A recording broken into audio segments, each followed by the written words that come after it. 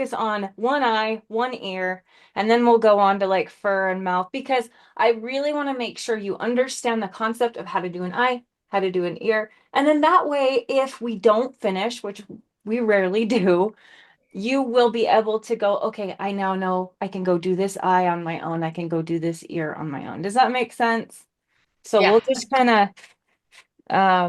all right, perfect. Everybody can see me. We're good. Yep. Yeah. All right, you guys have to show you my nails. My daughter told me I should do Beetlejuice nails. And so it looks like they've been picking my nose or something. But I just thought that was so fun. So we're practicing doing our own nails around here and it's an adventure. All right. Okay.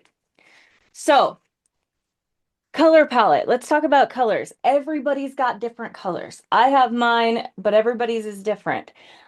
I would presume that most everybody has burnt umber, a yellow ochre, a burnt sienna, a ultramarine blue, and some kind of like Payne's gray neutral tint.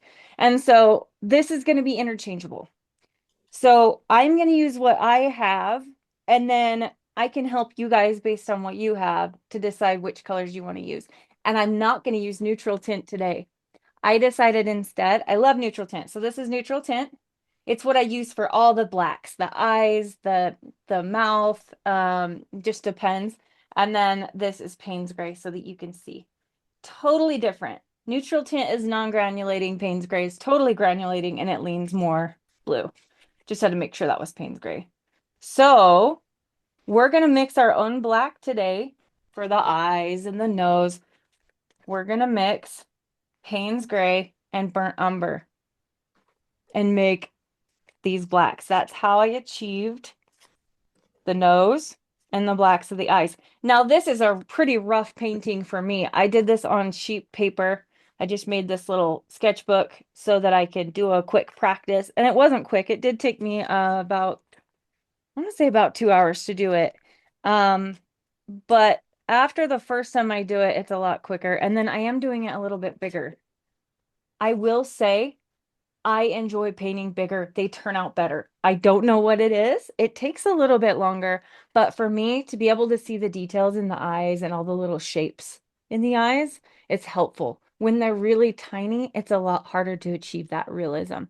But if whatever size you guys are doing today, have no fear. Like it's great. We're gonna learn techniques. And Gwen's been here before. Gwen has done a couple, right? A couple workshops with me. So you're about to hear all of my stuff all over again, which is great. Repetition is great. Okay, I wanted to talk about something though. So here's the colors I kind of ended up with. My base color is a yellow ochre type color. It's not yellow ochre. I'm going to be using Monte Amiata Natural Sienna, but you can use Good. any yellow ochre type color. So let me show you. That's yellow ochre. You can see the difference. It's a little more toned down and it is a little more opaque, but you can totally use yellow ochre in change of the natural sienna. And then here is like a raw sienna light. Here's French ochre. They all have their own properties. Here's transparent yellow oxide, but you can get away with any yellow ochre type color. Okay. So do you all have something that you feel comfortable using today that's a yellow ochre type color? Gwen says yes. Karen, yes. Everybody's nodding. Good. Yes. Okay. I've been playing with yellow ochre colors because yellow ochre, I'm not gonna lie, it's on my dirt list.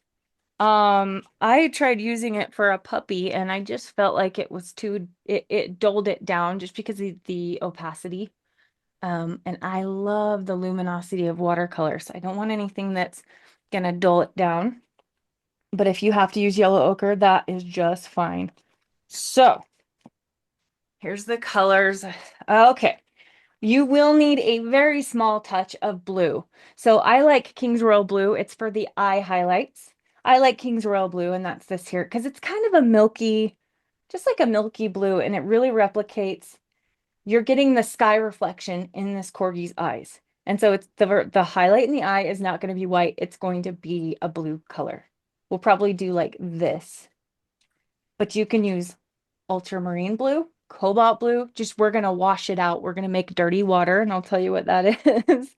You can imagine what dirty water is. It's just where we have way more water than we do pigment. And so I use that for very subtle purposes. Now the tongue, we could do a lot of different things. I ended up just using Potter's Pink. It was perfect. It was really perfect for the tongue. But if you don't have Potter's Pink, that's totally fine. You guys can use any like magenta type color, mix a little yellow in it, maybe mix a little burnt umber to kind of make it more earthy. You will be just fine. Color to me, as long as your values are right, so your lights are in their place, you got your darks and you got your midtones, the color doesn't matter as much. So we really want to focus less on color today and more on getting our values right. And then, like I said, Payne's gray. If you do have neutral tint, use it. That'll be perfect. Or Jane's gray. You could probably use lunar black. Yeah, so anything that's going to be like a dark gray or a black will be okay. And then, like I said, we got our yellow ochre type color. I really like this Monte Amiata Natural Sienna. I usually use transparent yellow oxide. That's what I have on my dot card. But lately I've just been kind of playing around with other offerings. I mean, there's 266 colors in the line, and to stick to these is really hard. It's really hard. So, all right. Pretty basic, guys. Pretty basic color palette here. Really, these are going to be our mostly used colors. Okay, so your Payne's gray, burnt umber, and yellow ochre color. And then you'll need a little bit of a pink. Potter's Pink's perfect for tongues. Oh my goodness. And then, like I said, just a touch of blue for the eye highlight. Let's get started. Enough talk. Enough of me talking. You know what? I need to make sure I have my water nearby. Is Verditer blue okay? Verditer's perfect. That's such a Okay. great, yeah, that's such a great color. Because we're just gonna water it down. We just need those highlights to be like it's the sky being reflected. So it's perfect. And then here's kind of like I was trying to choose a yellow ochre. So you can see my process here. I tried Quinn Gold. That actually could work, washed out really well. Quinn Gold is tricky because it can be a little bit more staining and harder to lift, but yep, burnt, what was this one? Burgundy yellow ochre. But anyway, yeah, I landed on that one. And then I did use a little Piemontite Genuine, which is on my dot card, for the inside of the tongue where it's in the shadow. But you don't have to have that to make that. If you have it, you can use it. If not, I'll show you what we can use. Okay. All right. I gave you guys reference photo in color and black and white. And we're going to kind of bounce back and forth. Let's see if I'm fuzzy. We don't want fuzzy. No portrait mode. Portrait mode is not my friend. Okay. So here we go. Got this cutie. We got to name it. So start thinking of names. Is it a boy or a girl? I don't know. But I fuzzed it out for you guys. I blurred it. I left the eyes sharp. I left the nose and mouth sharp, but everything else is blurred out because we don't want to get caught up in all those details. We really don't. We want to give the idea of fur. Like I always say, we're going to give the idea of fur. We're not going to paint little hairs and worry about it. We're going to spend the most time on the eyes.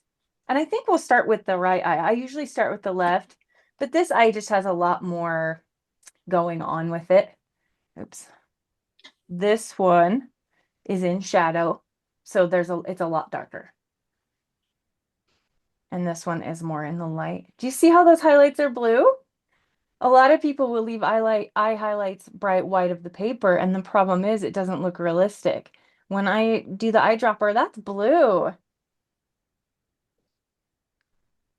And then the eyes, the iris here, which we'll start on in just a second, that's going to be burnt umber. So I have a 5-step process on my pet portraits. And the first step is always, always, always eyes. And for those of you who have never worked with me, I'll tell you why.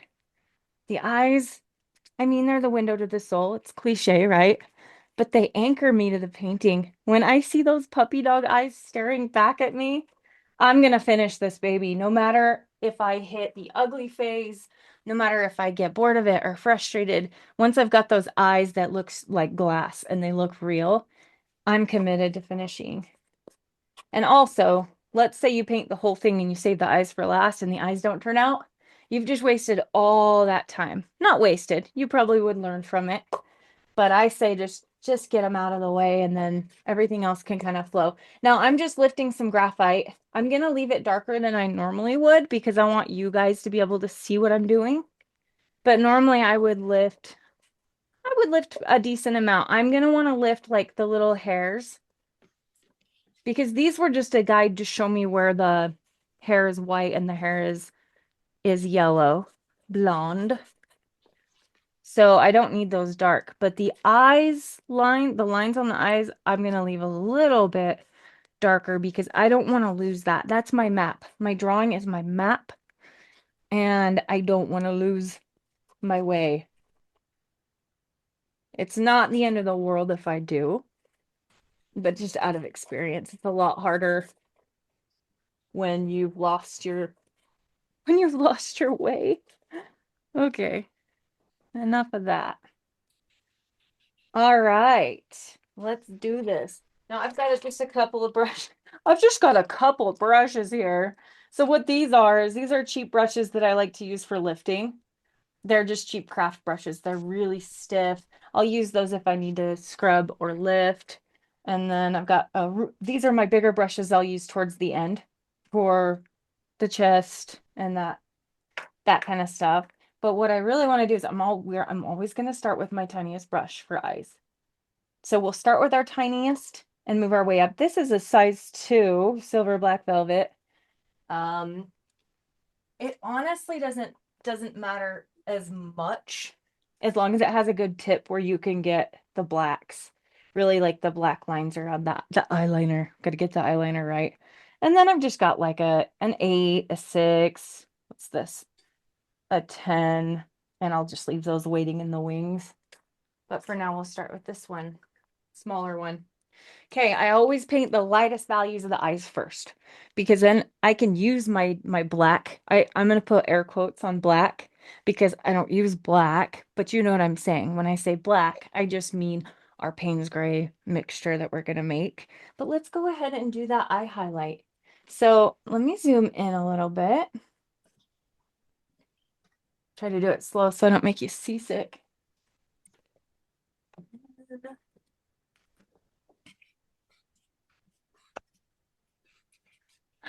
Sorry, just rustling around over here.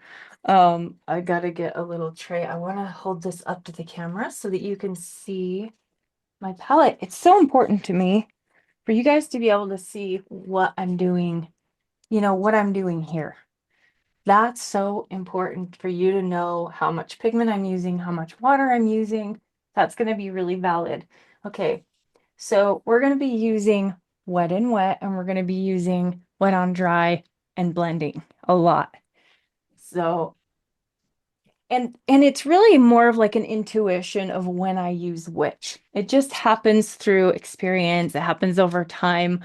The more you paint, the more you'll go, okay, I think this is where I want to use wet and wet. And this is where I want to do wet on dry. And it just comes down to personal preference. But if you guys have any questions, please, please, please ask. Don't let me yak away this whole time because I will. I will. All right. So for the eye highlight, let's go ahead and get it wet. So I've got my brush here. I'm going to do wet on wet for the eye highlight. And it's not dripping wet, but it's got some water in it. And I'm just going to wet that little highlight area. It's okay if you go over the edges a little bit because like I said, this is a really light value color. This isn't even, we don't even need to fuss over it too much. This is very simple. Okay, so I've got my King's Royal Blue or Verditer or that's ultramarine right there. And when they're watered down, it doesn't even matter. See, they look the same. We don't want this too dark because like I said, this is going to be like our lightest value on this whole painting. So now I'm going to take, it's kind of dirty water. Dirty water is a term that I coined I think I did. I think I did. I don't know. It's just when you've got a lot of water and just a little, it just looks like dirty water. Like if you didn't clean your rinse cup and you tried to use that water, that's essentially what you're getting. So I'm gonna go ahead and drop that in to the eye highlight. And it doesn't need to be perfect. The one thing I'm going to tell you today, guys, is once you put paint down, don't keep going over it.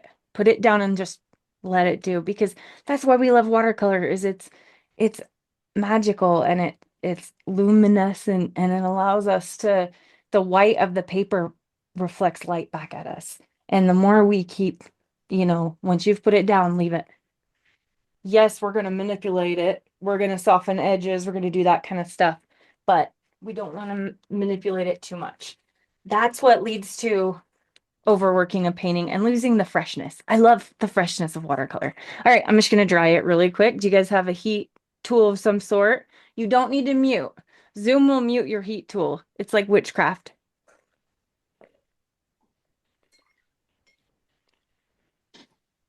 So all we really did was just kind of take away the white of the paper there. And then we're ready to do the brown. So get your burnt umber, and you guys can see this palette over here. So I'm just going to use this palette. There we go. Remember that watercolor dries lighter. It always does. So if you put down paint and you're like, oh, that's too dark, my best suggestion is, if you're not sure, just let it dry, because you can always lift it. But if you put down paint and then you panic and lift it back off, and then you have to keep doing that, sometimes it just, like I said, you lose that freshness. So let's go ahead. So do you see this? Everywhere where you see brown, that's where we'll put the burnt umber. And like I said, it's okay if you go over those lines. I'm gonna try not to, just because this is like my map. And so I'm just gonna go ahead. I'm going on dry. What I'll do is I'll line around the edge, and then I'm gonna rinse my brush and use my brush to feather it out. And I'll show you what I mean by that. Well, you guys can see what I'm doing here. So I kind of outlined the shape. I'm going to rinse my brush off. This is important too. Once you've rinsed your brush, tap it on a cloth or paper towel. Try to do like the ferrule, like right at the top where the hairs come out of the brush, which is the ferrule. Just tap that so that you're not losing all the water. You're just getting rid of any drips. If you guys have ever had your paintbrush drip, like you go to do this and it, you know what I'm talking about. It's annoying. Okay, so I've been talking too much, but mine is drying really quickly today. But now you can just use that damp brush to very gently feather that out, and now you've got some brown. Now, to figure out how dark we want to make it, I have switched this to black and white because color can be tricky. So my brain was telling me that brown is going to be really light, but when I switch it to black and white, look how dark it is. So I'm really thinking we're going to do 2 layers of the burnt umber. If you're ever in doubt, just look at your black and white reference. It is so helpful. So I'm going to dry that first layer. I am going to add more, and I could do wet and wet right now. But just for the sake of teaching, I really want you guys to understand layering. So we'll just go ahead and dry it.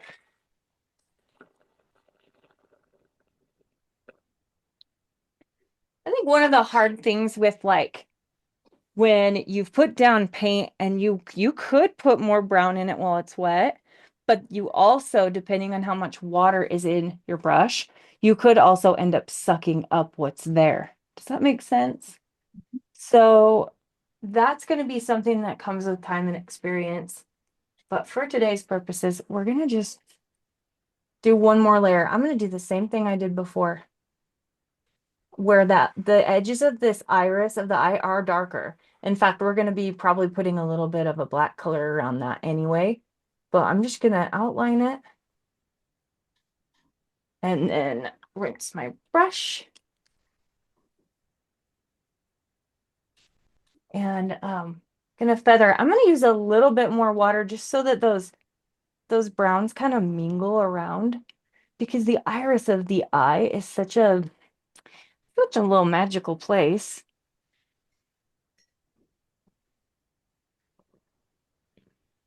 There we go. There we go. Okay, I need to make sure you guys aren't just getting shine. I actually might buy a little easel to set on my desk just to tip things up like this. Because I do have something behind it, but it's not tall enough. Maybe I could put this big old rock under it. I just don't want you to just see shine. Because shine's good. You can see how wet it is. That's a good indication of if it's wet or not. But okay, I'm gonna dry that. All right. Okay, so we got our highlight, we got our iris, and now we're safe to start putting in our black. Now, normally I use neutral tint in a stick form. These sticks are awesome. I like just being able to have this in my hand over here, and I'm grabbing and just putting it on like that. I don't even have to use my palette. But for today, I thought it would be fun to mix our own. And also, Payne's Gray is a cooler toned color. Neutral tint, like its name says, it is a little more neutral. It has a little more of a purpleness to it.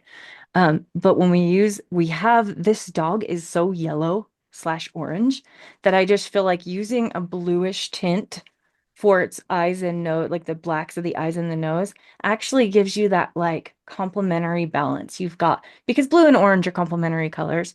And so I just thought that would be a fun little variation. So we'll do that. I'm gonna grab a bigger brush just for mixing. It's really hard to mix and get a puddle of color with this. So I'm grabbing my size 8 and let's make us some black, shall we? Okay, so I'm gonna get some Payne's Gray. Spray my palette really quick. Make sure everything's good and juicy.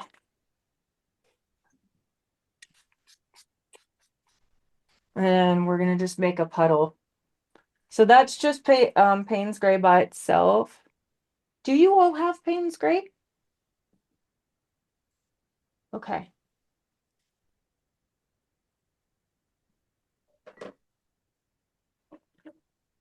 You can do the same thing I'm doing with ultramarine and burnt umber. You can make a really nice black. We did that when we did a black lab several weeks back.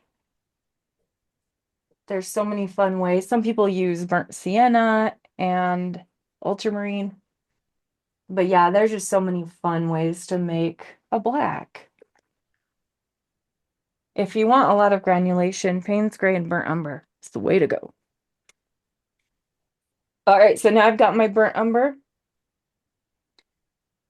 And we will be mixing, I'm going to put the puddles side by side because we will be mixing different like temperatures. I don't know if that makes sense to you guys. Like sometimes we're going to have more burnt umber and that'll make like a nice dark, rich, chocolatey brown. And other times we're going to have more Payne's Gray.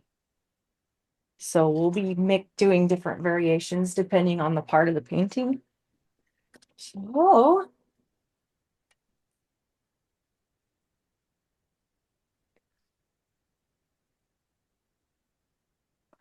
okay, I'm getting some good black right here. It's looking good. We really want the eye blacks to be pretty pigmented. So I'm just keep grabbing pigment here. I was gonna say I'm keeping, but that's not really I'm keeping. Doesn't make sense. Okay. Now that I've got that, I'm gonna grab my little brush again and we're gonna do dry, wet on dry. Let's zoom back up here. All right. So looking at your reference, Make sure you've got it in front of you because you're going to want to glance back and forth at it just constantly. Now look at the darkest part of the pupil. We're going to start there. The darkest part of the pupil. I'm going to start here. The sketch that I made a tiny pupil, but it really does extend down. So we'll add the black there to that little circle that I had on my sketch, but that's going to be coming down. We're going to use our blending technique here. I made quite a puddle. Do you guys see that? So it's actually like raised, it's like domed, it's a puddle. And so I want to be careful about that because that has a lot of water in it. So when I go to use my blending, that's going to spread really far. So I'm going to wash my brush, and I don't want a ton of water in the brush at this point, but I'm going to blend that out and down because that's just going to come all the way over here. Now you'll notice there's a portion of the black part of the eye next to the pupil that's kind of more gray. And that's important. It is important because that's what's giving the eye its special little reflections. So I'm just looking at that, and you see how I'm just making it a little more watery where the grayer part is.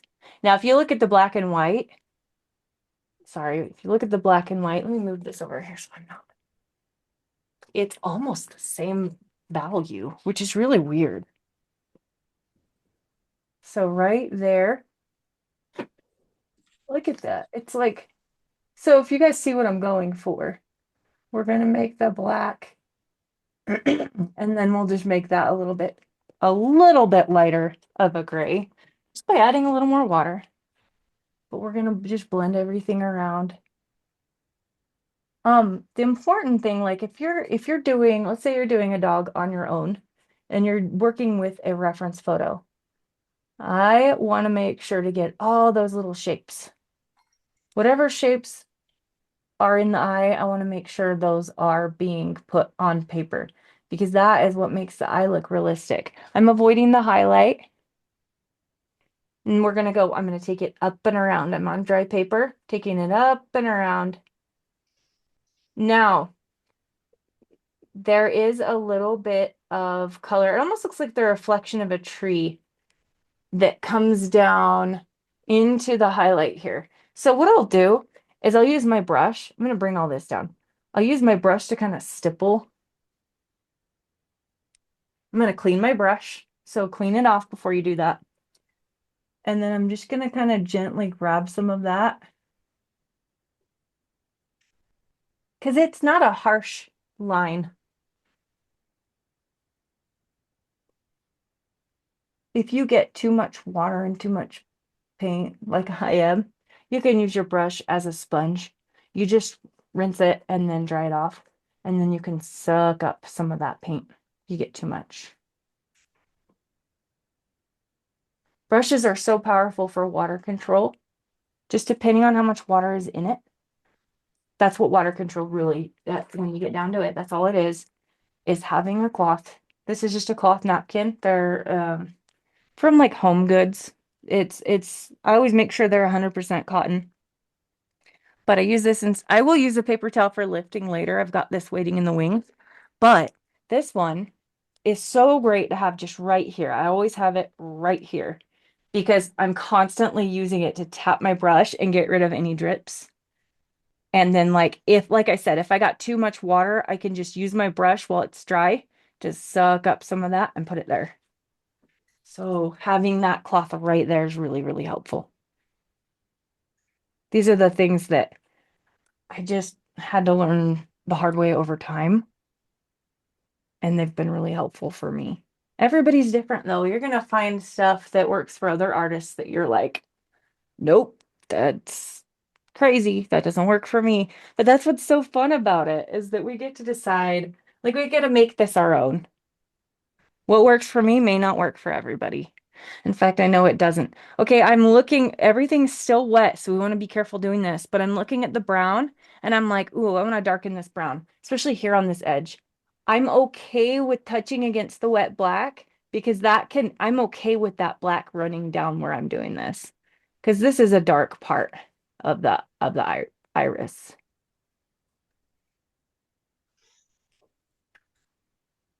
And like I said, we will spend the most time on the eye. Okay, here's the thing. I don't want a hard edge. Look at that pupil. It's not a hard edge. It kind of like bleeds down into the brown. And so what we're going to do is dry off your brush, or sorry, rinse your brush. Get it so it's a little damp and use it to gently rub against that. Make sure there's not too much water. Like I just had too much water. It's a feeling. It's a feeling that will come in time. Or maybe you're already there. But just rub against that edge of that black and just fuzz it out just a little bit. Because we don't want it too harsh.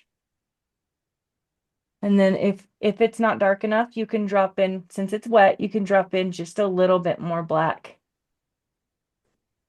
And anywhere that you need to fix the black. Just be aware if anything is wet, they will bleed together. Water likes to be friends. Like we know this. We took science class in 5th grade where we learned about, the water droplets, where you put a water droplet down and you put another water droplet next to it. They want to be friends. They're going to grab each other and merge together. And so we need to remember that when we're painting. If you've got a shape where you've just painted a shape over here and you're going to paint another shape, and if they're going to touch it all, you're going to have a problem, because those two water puddles are going to go, let's be friends, and they're going to merge together. So if you don't want that and it's not okay, you need to dry it first before doing the shape that's adjacent to it. That was the hardest thing for me when I first started watercolor. I was like, why is everything bleeding together? Oh my gosh. And then I'm like, oh, duh. Science. Okay, I haven't talked yet about squinting, about blurring your eyes, squinting. So, something that I do when I want to make sure something is right is I'm gonna like unfocus my eyes at my painting. I don't know how to explain it. It's just like when you kind of like blur your eyes at it, and that helps me to see what I need to do next. So I don't like this harsh brown line here. It's bugging me. So I'm just gonna drop in a little more brown. So I'll just get that wet. I know I just dried it. We're gonna be doing a lot of drying things and then wetting them again. That's how we layer. And I don't want to sit and try to soften that edge because I need that value to stay dark. So now I'm just dropping in, just barely touching with a little bit of brown pigment. I don't want to lose. There's a part of the iris that is a little bit lighter, like right here. If you lose it, you can lift it back out just like this. I cleaned my brush off, I dabbed it on my towel, and then I'm just kind of gently bringing back some of that brown. We want to be able to see kind of the light in this dog's eyes. So if there's anywhere that you feel like you've gotten it too brown and you need that back, lifting is such a great way to do that. And I'm just really gentle about it. You can take a towel and kind of dab at it. I make a corner like this, just this tiny little corner. And I'll just kind of like, wherever I just put water down, I'll dab at it. I don't want to lift anything else right now. So I'm going to do that very gingerly. Okay. So I actually think the highlight still needs to be a little more blue on mine. That's up to you. But to do that, I'm just going in on dry. I know that this is dry. There's certain parts of the highlight, like over here, that are actually a darker value than the others. But oh my gosh, that just changed it for me. Adding that blue totally changed it. So let's zoom out so you can see it far away. I don't know why this helps, but looking at my painting on the screen helps me to like see if it's where I want it, and if not, what do I need to do to fix it? So let's go ahead and start adding the eyeliner, as I call it. So let me dry this. And guys, you're going to do the same exact thing over on the other eye. If we have time, we can do that. But if not, that now you know how to do an eye and you can do that part on your own. But I will tell you that the other eye, like I said, is in shadow, so it's going to be darker. And so the black part, there's more of it. So make sure to look at your black and white so that you can see those values. Okay, I'm going to take some burnt umber and just bring it on that edge and this edge over here. And I don't think I need to dry that. I'm going to grab some of my blackest. I bought blackest paint here. Let's do the eyeliner that's just above the eye right here. I love this one. This is kind of partially what gives this cutie his or her expression. And so it's important that you get the shape right. Dogs, like humans, have eyebrows, they have muscles, and that's what creates their expression. And so if you want to get their expression right, you need to make sure you're looking at those muscles and going, okay, where is it darker? For example, we're going to get into that pretty soon. But this eyebrow right here, that's important. This is important. But this, being the shape that it is, what we just painted, it's just what gives this dog, it's like eyes that you can't say no to. So we want to make sure to get that right. And I'm going to go ahead and bring it down onto the eye a little more. And then we actually have, I'm sorry. No, go ahead. I sort of say we have a male corgi. Do you? And he actually looks a lot like this one, and we call it guy liner. Guy liner. That's awesome. I love it. New term. That's so great. Thank you for telling me that. We have a cat that looks like it's wearing Egyptian eyeliner. It's so cool. Oh, cool. Yep. I've painted her many times. She's so pretty. Okay, so I'm going to go ahead and take this black and just go along this edge. And just follow the shape. Look at your reference. Follow the shape. If you're ever painting something and you're struggling, because our brains are trying to help us. They want to identify shapes. They want to name it. They want to say that is an eye. Eyes are round. We're going to paint a round shape. The problem is it's not. There's so many different like little shapes and nuances within this eye. If you're ever struggling, one tip is turn your painting upside down, turn your reference upside down, and just focus on the shapes and the values.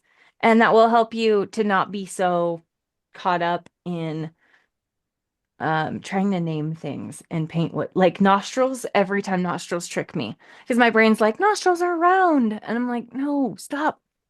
They're not. They can be, but I'm not trying to do round. I'm trying to do what the shape is on the paper. Okay, so we've got this little, I don't know if you guys know what it's called, that little inner corner of the eye. We want to leave that out for just a second.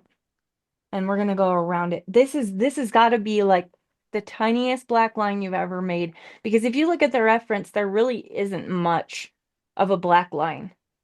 So I'm just gonna gently like create a border. If you feel uncomfortable making that small of a line, just skip it.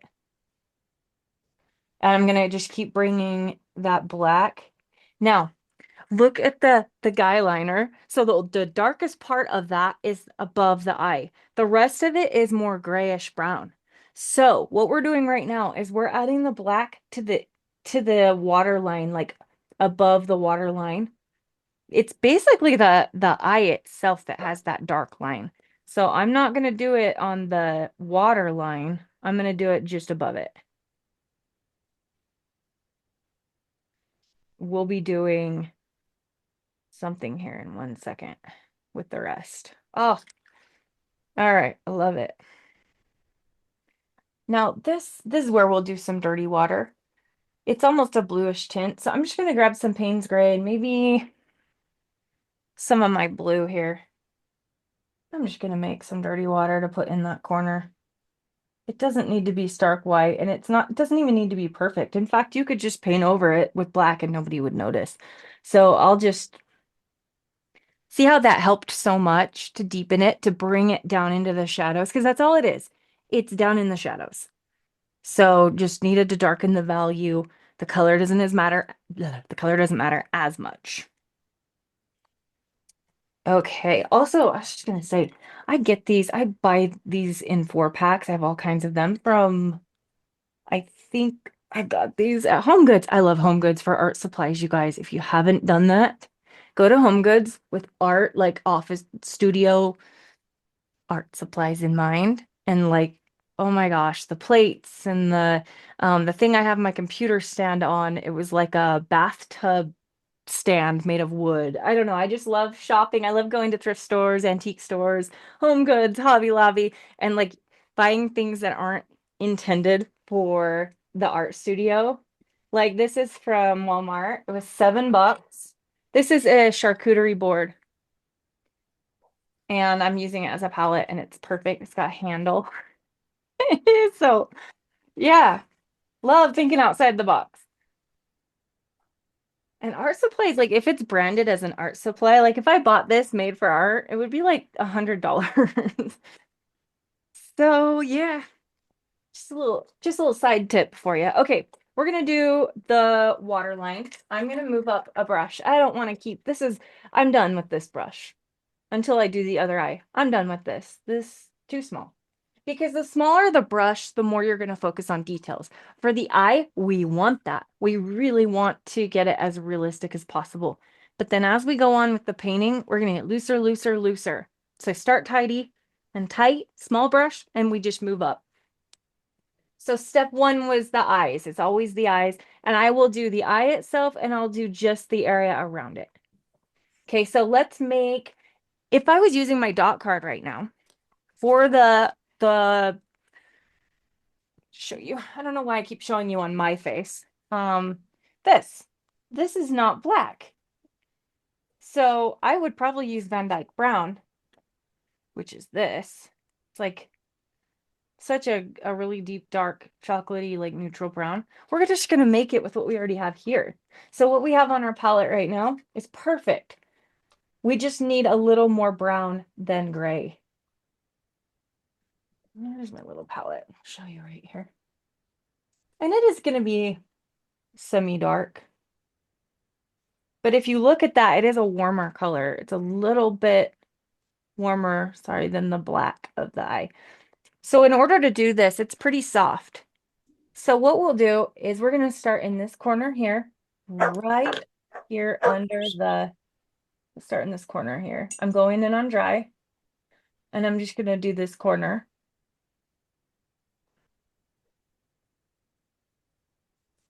And then I'm going to go right above this black.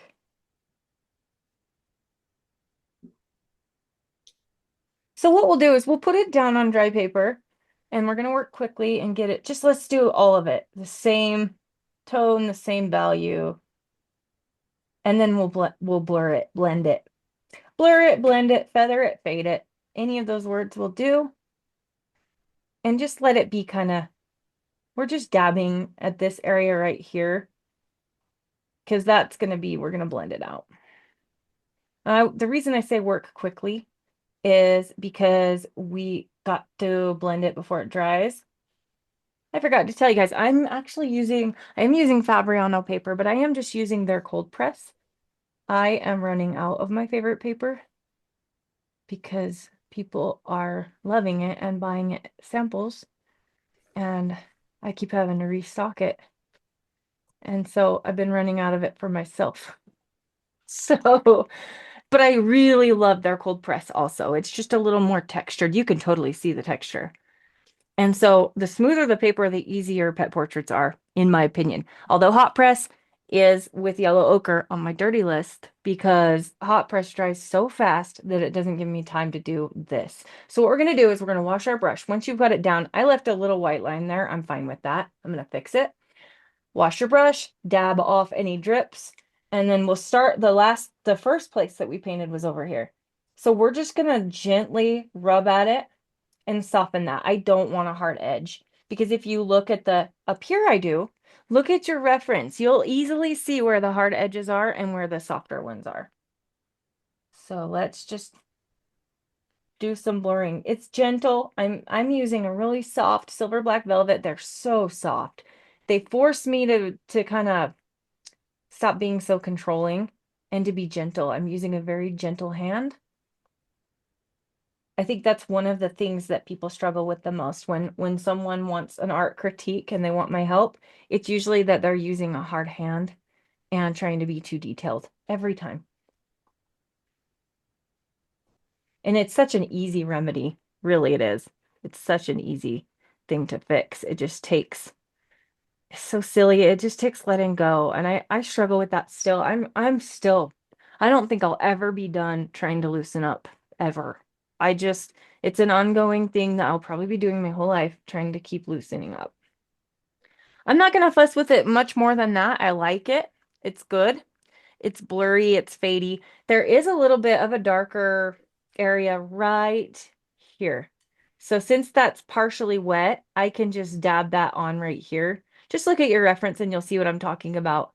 But there's kind of just a darker area here. Let's do that while it's wet. Anywhere on that that you see is a little bit darker, just add a little more pigment to it. Squint your eyes at your reference too, that really helps. Like this is a little darker. Like the immediate water line is lighter, and then under it, it gets a little bit darker, as you can kind of see. And anywhere where you have that water, you can actually just make some little droplets because that will indicate those little hairs that are kind of coming down. And that way it's not too perfect. It's getting windy outside. I got my window open and I'm like, my fern is liking it. My fern is like blowing in the wind, like, yes. All right. I'm gonna leave that. I like it. I look at it, and if it looks like there's an eye staring up at you from the paper, then it's done. And if not, that's okay too. Sometimes you have to like walk away, go do the nose or something, and then come back. Sometimes you need to just go for a little walk, go to the bathroom, go get a snack, whatever it is, and then just come back. I do want to deepen. I do still want to deepen this inner right before that little, I don't know, eye booger or whatever it is. I don't know what it is. I want to darken that because that's going to give us a little more depth. And I'm just using this stuff I've got in my palette.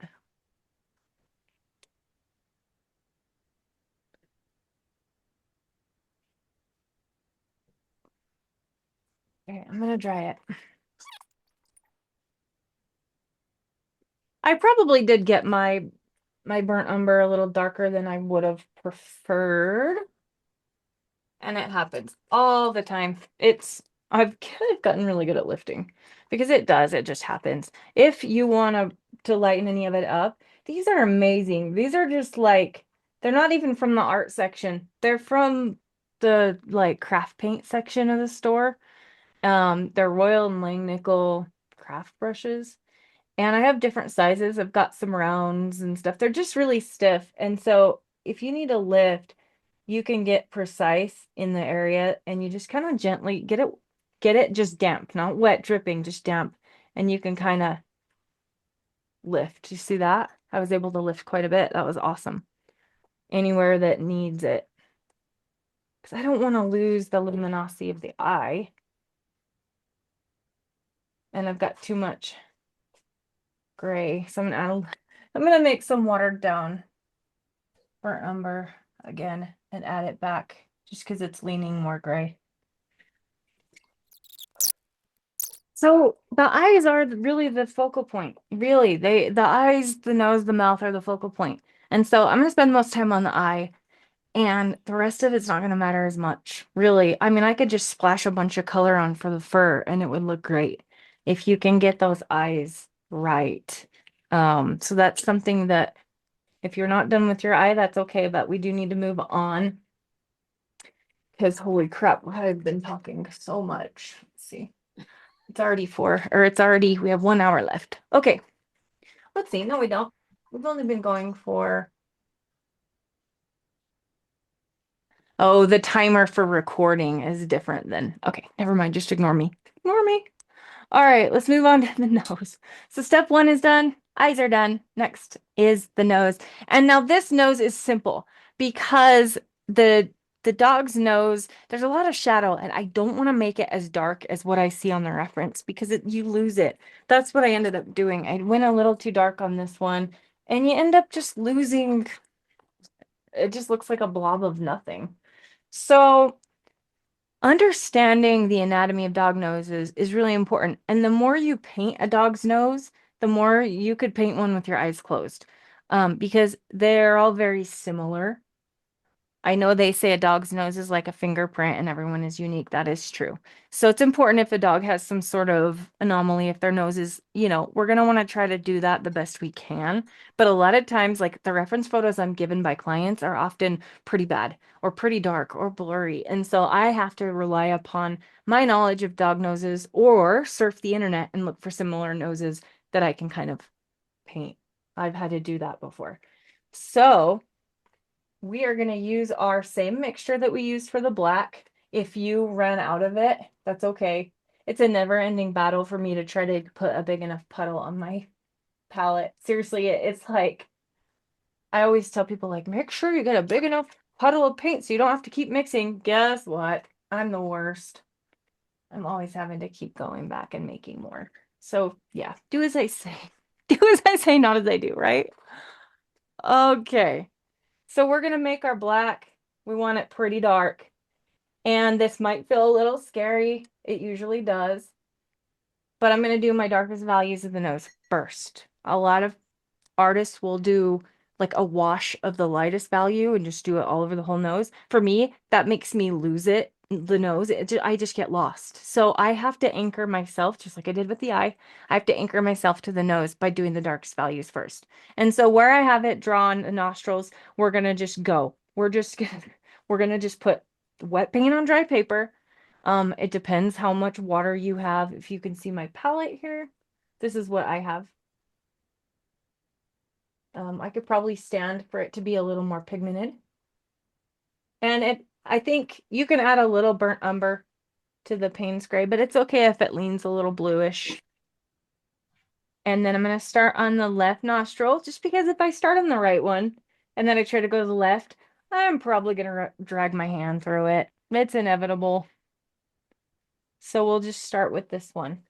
And we're just going to go ahead and put dark paint on where we see that nostril. And if it looks weird, it's okay, because we're just putting down the darkest part of the nostril. Nostrils are dark caves of wonder. And they have a lot of interest to them. I've painted a lot of dog nostrils. So there you have it. Just do that. Do it. Usually, like when I'm painting a dog nose, I go fast. I do that nostril, I do this nostril, I'll do the line down the middle, and then I'll do the dark at the bottom. But I don't want your paint to dry, because we're gonna go a little bit slower. So I'll just do the one nostril, and then I'm gonna show you. I'm gonna let it dry for just a second.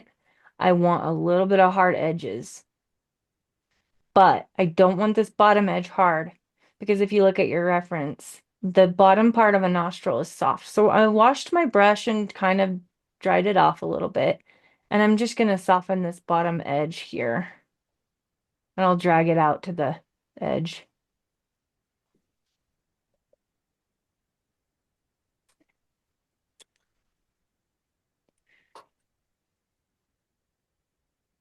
You always want to make sure there's no highlight. If there is a highlight, avoid it. A lot of times nose highlights are just gray. They're not necessarily the white of the paper. Like the highlight we're going to do up here is pretty light, but it does have some gray to it. Let's see. Yeah, if you look at your black and white reference, the nose is just like lost in darkness. That's why I kind of drew it a certain way. All right. I am fine with a little bit of a hard edge along the outline of the nose. It's totally fine. But now I'm going to take some more black and I'm going to just line the bottom edge of the nose and drag it down. I'll go over to this side. And I am doing it on the inside of the line, the nose side. Let's go ahead and do this nostril too.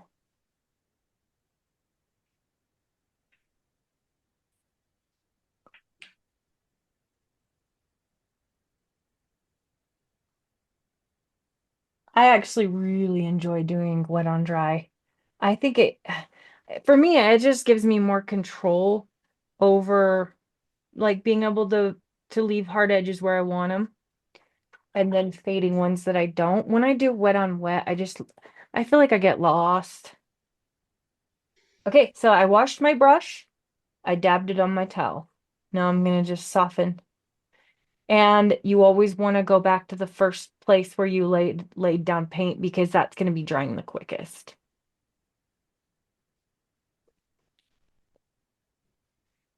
And what's really fun about this is we're adding water to the nose, and so now we can start doing some wet on wet, right? Like we did wet on dry. We feathered it out using a little bit of water, and then using that water we used to fade it out. Like I'm going to go ahead and drag this nostril down a little bit. And I'm aware that there's a highlight here. So I'm just looking at my reference and going, okay, got a highlight.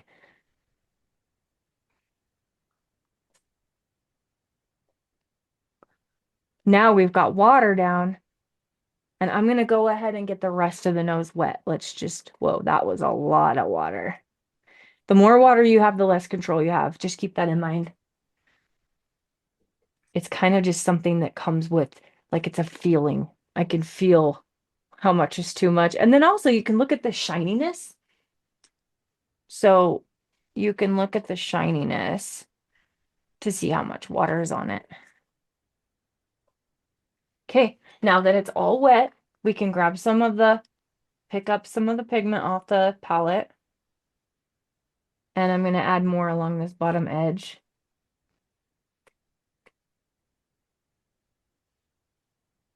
And I'm gently dropping it in. We'll make the bottom edge of the nose pretty dark. And then remember the highlight there. I'm going to actually drop a little more in here. Something's happening to my paper. I don't know if I got like something weird on it, but something's happening. Like it's resisting paint. Look at that. Who knows? Who knows? Get it? Because it's a nose. My son said, Mom, you have mom jokes and they're worse than dad jokes.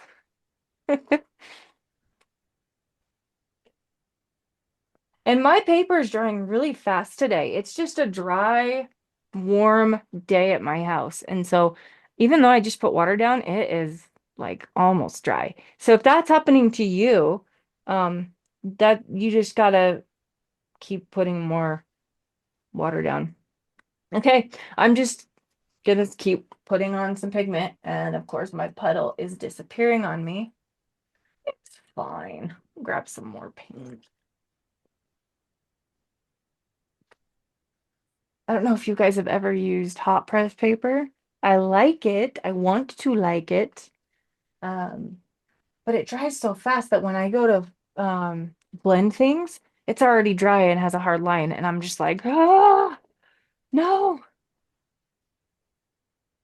Okay, I'm dropping in like some dark paint on this edge here. And I'm not going to panic. It's pretty dark, but I'm not going to panic because it's going to dry lighter and I can lift.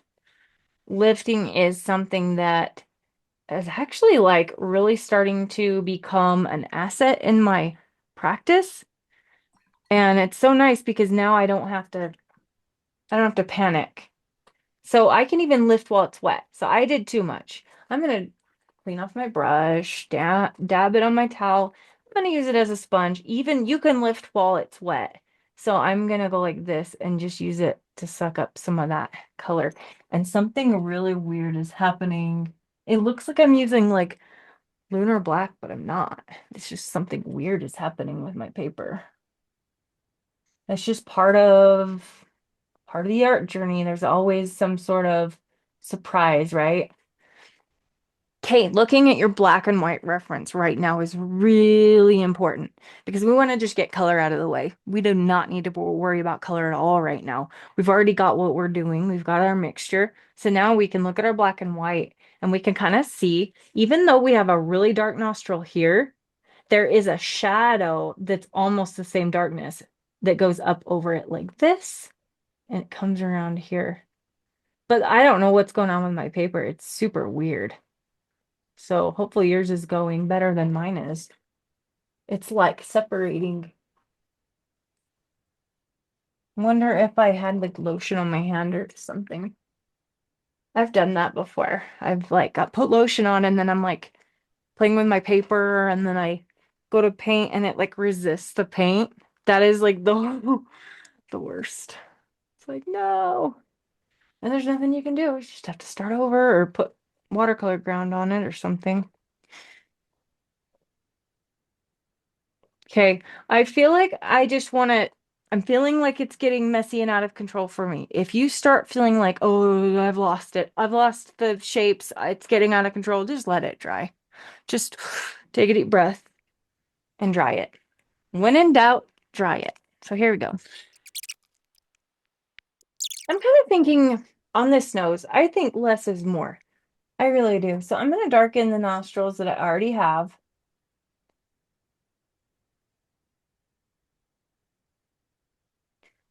And then darken the bottom edge. And this dog kind of has like a line going up here. I use my finger a lot lately. It's kind of fun to just use my finger to smudge paint.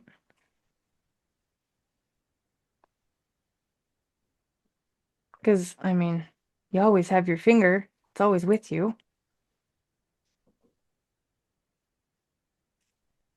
So all I'm doing now is just darkening anywhere that needs darkened. There's kind of a dark shadow here. But like I said, I don't want to go too far.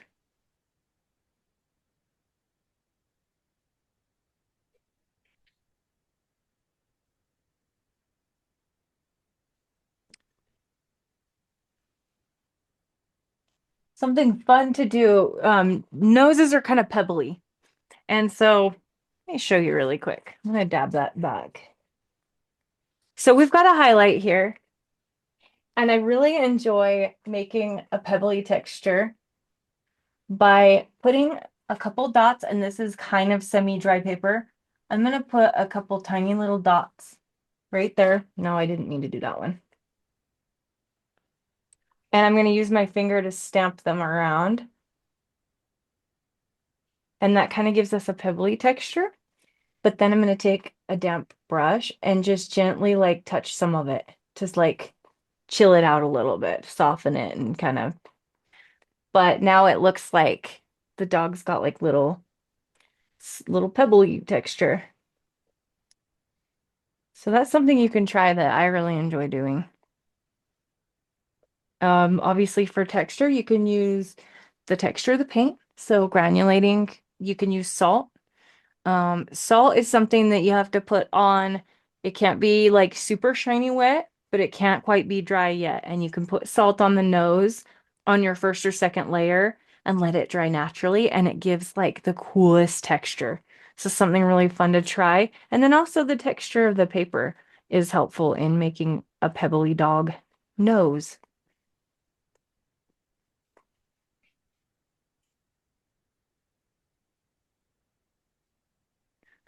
You guys are so quiet. I keep checking to make sure you're still there. I'm like, just lost in painting, I guess. Muted myself because I have a fan around my neck Oh, because it's hot in my room. Do you see this? yeah, okay, yeah. I thought those were headphones. No, it's a fan, That's and so cool. so I'm gonna put it back on mute so you don't hear the fan. That's awesome. I actually think that Zoom is muting it for you because Zoom mutes the blow dryer, which is like the coolest thing ever. Okay. I don't want to go too far. like I said, I always say that. And then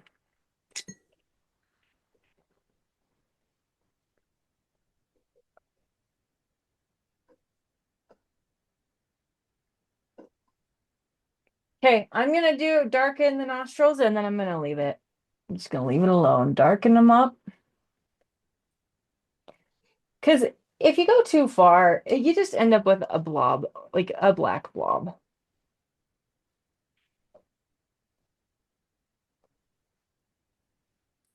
Oh, and like I said, you can lift even after our workshop and you're doing it at home. Or if you look at it and see somewhere that maybe you went too far, you can practice some lifting.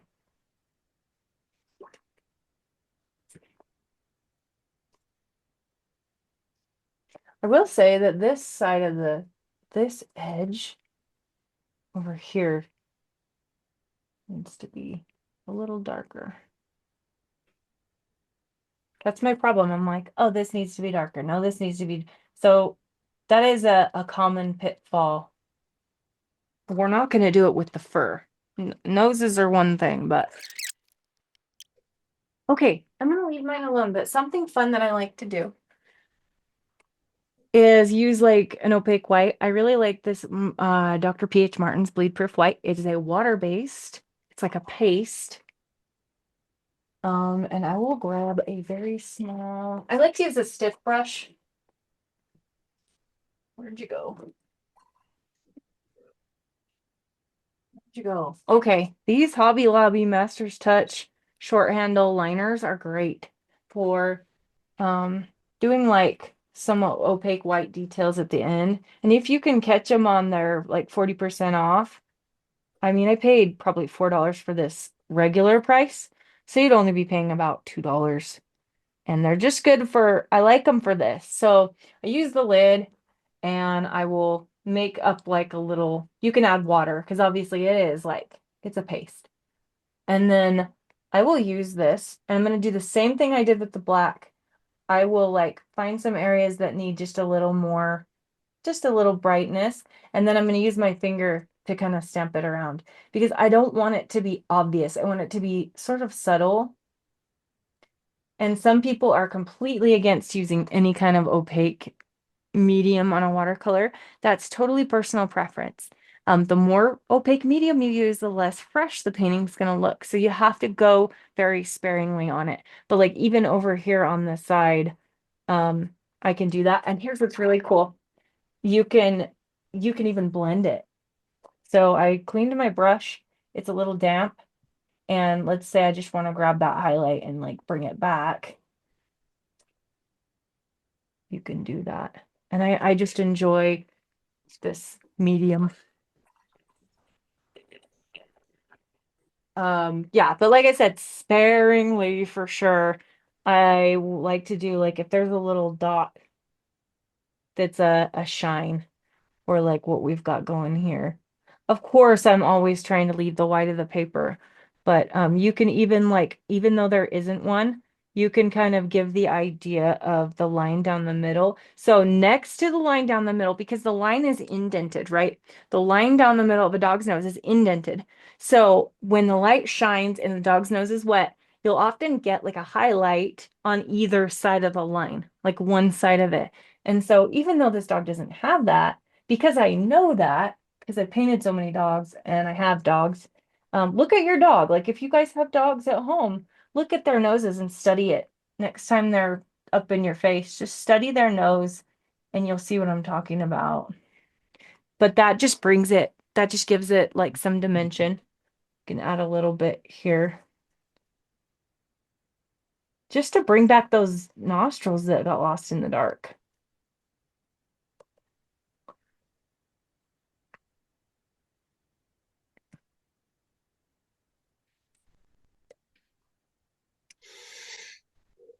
Yeah, the more you do this, the more totally you'll totally get it. Because yeah, if you do plan on painting pets for people, like I know Gwen was saying she loves painting pets for friends as presents. I love that. But if you do plan on that, the photos you're gonna have may not be the best. And so you kind of have to know, maybe search a similar dog. Like I had a black lab that had passed away that someone wanted me to paint, and the photo was awful. It was the only one she had. It's all she had. And so I had to go online and search a bunch of black labs, and I kind of just used what I could find on the internet. Sorry, I can't paint and talk at the same time right now all of a sudden. Um, so yeah, you can do that. I also had somebody give me a really bad blurry dark photo of a deer head chihuahua being cuddled by a little girl. I couldn't even see the dog's face. And so I went online and looked up deer head chihuahua, grabbed a bunch of photos, sent them to my client. I said, which one of these looks the most like your dog? And I ended up painting a different dog completely, and she loved it. It worked out really well. Um, but yeah, you find yourself in some precarious situations. Luckily, right now we're using a professional photo, so even though that nose was kind of lost in shadow, we still have some pretty good lighting on the eyes and whatnot. So yeah, try that. Maybe if you guys don't have it right now, you can try that later. Maybe try even I really like this is white watercolor, and I hate white watercolor. I'm going to be straight on that. But these watercolor sticks, I will use this titanium white from time to time if I need to. And like I said, do the same thing by lifting. The same thing I just did with this opaque white, you can do with lifting. Let me just fix this. It's too stark and too obvious.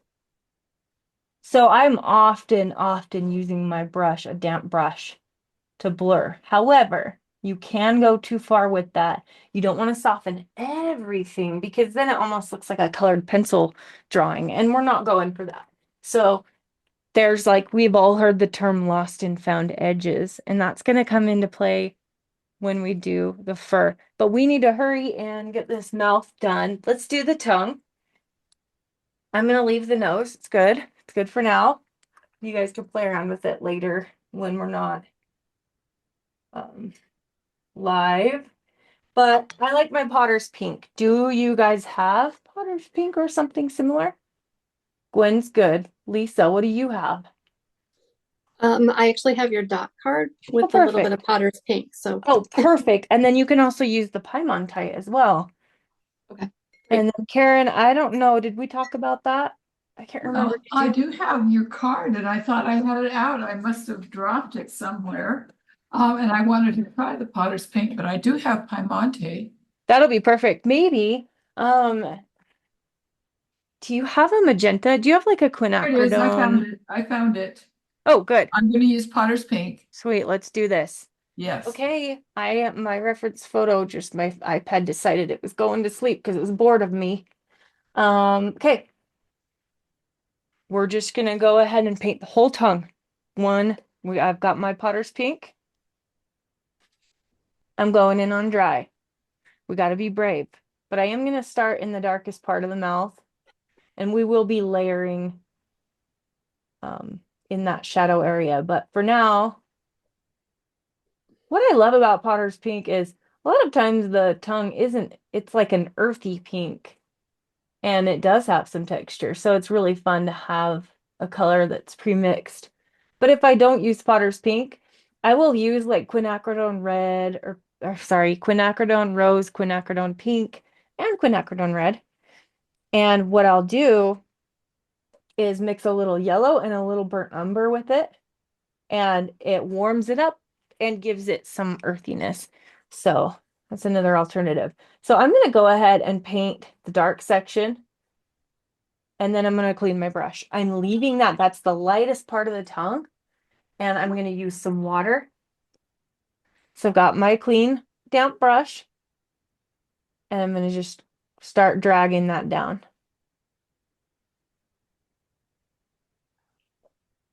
Because we do have some highlights, and we want to make sure to leave those because that's what's giving that tongue is curled, right? It's got that shape. If we were to do the whole thing the same value, it's going to look flat, and we don't want that. But now that it's all wet, I can kind of dab in on the bottom edge. Dab some more in. And I'm being so gentle when I apply paint, I'm generally Trying to use a really light hand. And then I'm kind of going, okay, where are the highlights at? Yeah, there's definitely something weird with my paper today. I'm working with it, but it's like doing some sort of weird. I do think I probably had. Actually, you know what? I was just putting steroid ointment on my daughter, and I might have had some on my hand. Oh, it happens. It happens. We work with it.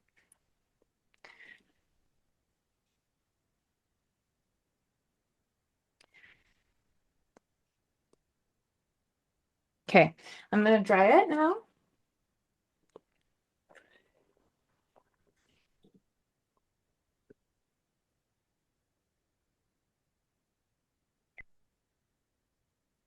You know, it's funny. I was just gonna say, I rarely have a painting like go exactly how I think or want it's gonna go.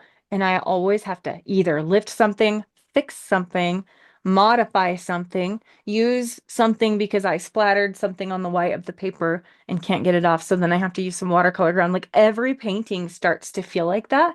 And I used to get so frustrated. And now I'm like, you know what? It's just part of the experience. It's part of the process, and I'm just gonna stop caring because there's always gonna be some sort of challenge.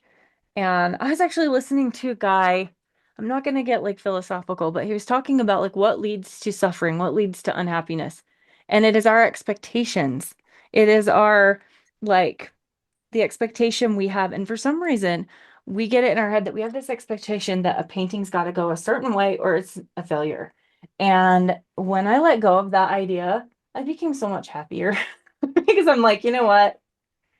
It's always going to be something, it's always going to be an adventure. I'm letting go of expectations.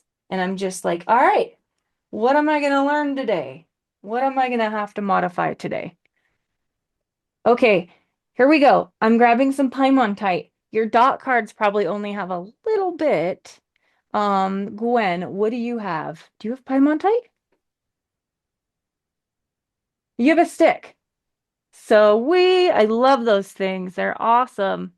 So now I'm going in on dry paper. My tongue is dry, and I'm starting at the darkest part. Now this is dark. It is like black darkness. We might even have to do some like Payne's gray in there. But I'm just trying to make sure not to go too far. And I don't know what this dog licked before it smiled, but it almost looks like it has dirt on its tongue. You know dogs. They're always licking something weird. I just did a pet portrait commission and the dog had rubbed its nose in dirt. And I was like, "Do you want me to paint the dirt?" And she's like, "No, you can leave the dirt off." I'm like, "Oh, good, because I don't want to paint dirt." Eye boogers. I don't do eye boogers. I bought these sticks because you recommended them and I love them. Oh, awesome. That makes me happy. Yeah, um I actually didn't like them at first. And as a brand ambassador, they sent them to me and I was like, well, I guess since I have them, I'll try them. And now I'm like, I have my dot card right here pretty much. But mostly what I find myself using is that neutral tint. Oh my gosh, I use it so much. And yeah, they're just really convenient. I have a couple in my like my plein air sketch kit, my painting kit, because they're just so convenient to pull out. You can take them on an airplane with you. Nobody's going to question it. They're just going to think they're crayons. Okay. I've got my Piemontite. It's really dark inside the mouth. So I'm going to grab a little Payne's Gray. You can, if you have enough, you can mix some Piemontite with some Payne's Gray. But if not, just do some Payne's Gray and we'll just put it in the darkest part. I didn't dry the nose first or the tongue first. I just kind of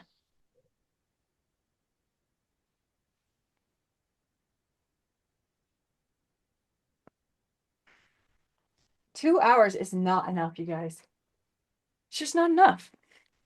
So what we're gonna do is I will show you how to paint like this part of the mouth, and then we're gonna move on to the ear and then some of the fur. I want to make sure that I'm able to show you the technique for each part of the painting so that I will finish this and record it.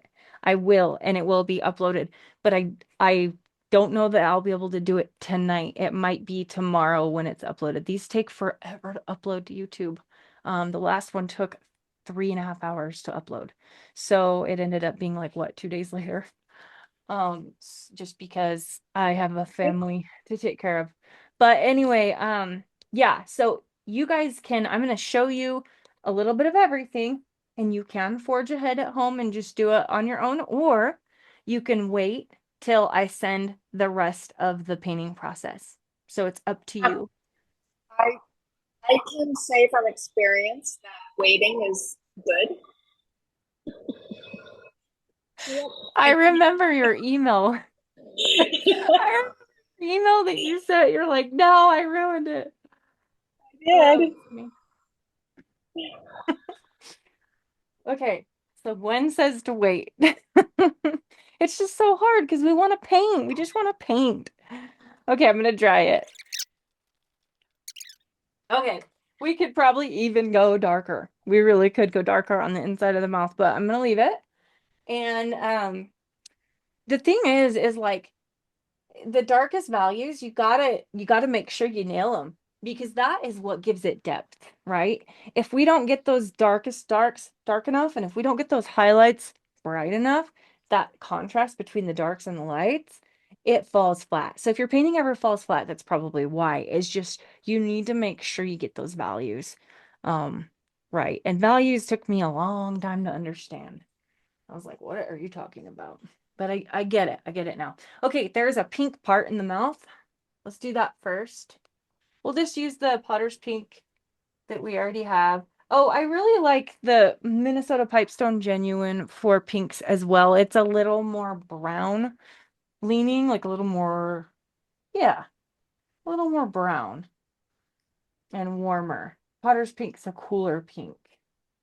So that leans more blue, whereas the Piemontite leans a little more like, yeah, that's it right there. So you can use either really interchangeably, but let's just make a little light. Actually, the pink in the mouth, I actually used, if I remember correctly, I grabbed some quinacridone red, which is on my dot card. Just very light quinacridone red. It is more of a magenta than it is a red. And then I grabbed some nickel azo yellow and made this like peachy color. So quin red, nickel azo yellow, watered down. Yeah, but you can use your Potter's Pink. I'm just gonna do this. I just wanted to show you how I mix some non-granulating pinks. This mixture's so good for like kittens and cats that have like that pink on their nose or pink ears. It's good for horse muzzles when a horse has a pink muzzle. Just such, and it's clean and clear. There's no granulation. So all I did was literally just put that there. And then this dog has this weird, I didn't end up painting it, but it has this weird like if it was a client's dog, I'm gonna paint every little thing that that dog has. But when I'm just doing it for teaching, I sometimes don't. So I just went ahead and added a little stripe of pink down the gums.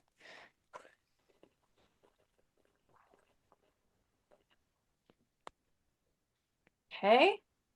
And then you gotta just dry it and darken it. Go again.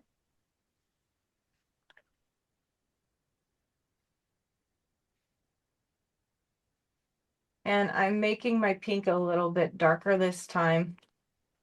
The Potter's Pink is fine for like this edge. So just look at that weird little gums that's sticking out and you'll see that it's just got one edge of it's really light and one edge of it is really dark.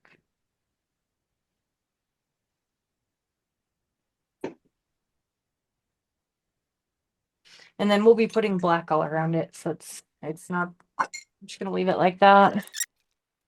And it does have a little white highlight. So at the end, you could add some white to the tongue in that. Like you could take, where did I put it? You take this.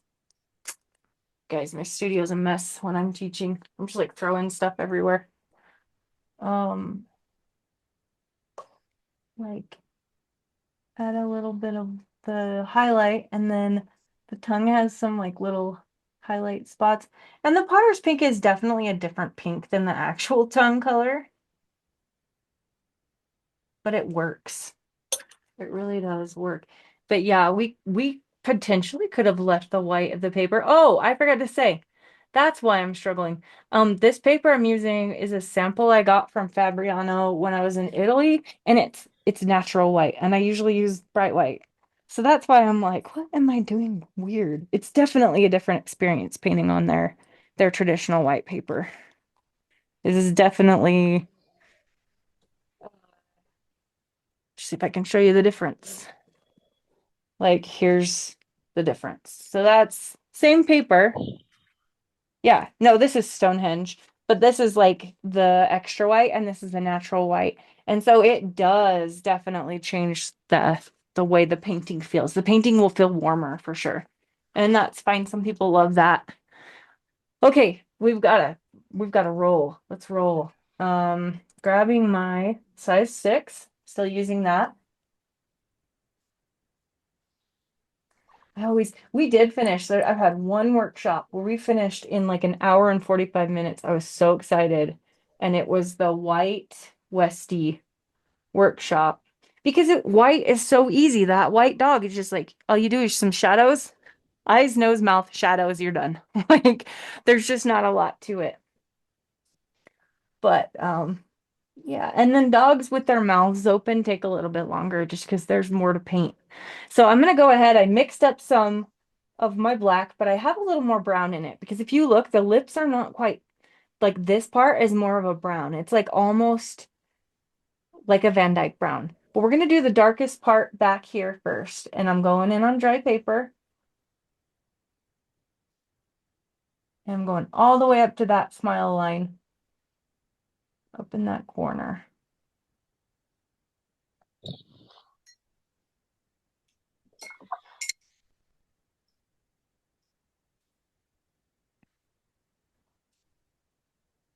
And then you can drag the black down along this ledge.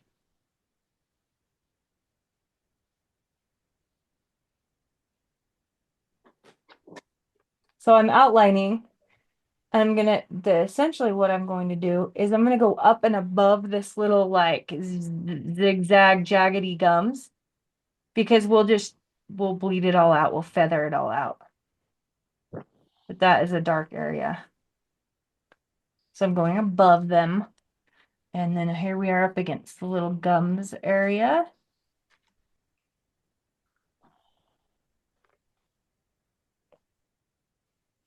I'm not worried about all the little hairs or like fuzzes or whiskers. I'm just painting. I'm just painting it on. Now I'm up against the tooth. We'll do some dirty water for the tooth. And I'm going to stop right there because I need to now get my brush and clean it. I'm going to grab some brown though. And I'm just feathering that out.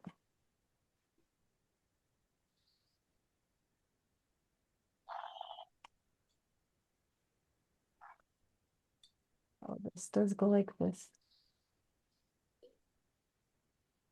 I'm trying not to be too perfect about this because it's just like gums and lips. They're not the focal point. I'm even just dropping in some water and making it a little messy.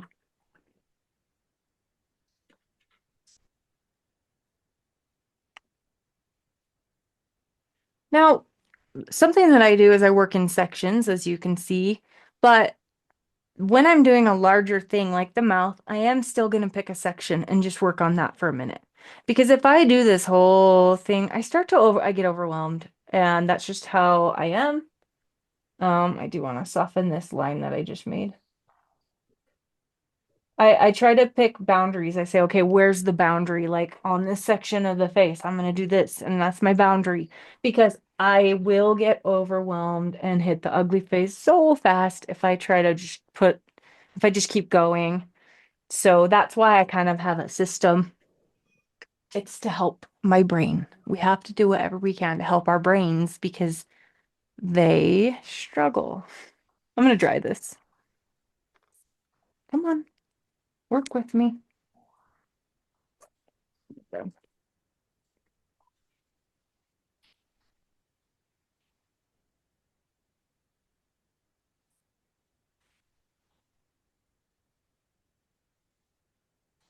Okay, the rest of the gums is the same thing, but we only have like 22 minutes left, and I want to teach the ears and fur because that's where people often stumble. But I want to hear from you guys what you want me to do because if you're planning on just waiting for the final process anyway, we can just keep going with the mouth. It's up to you guys.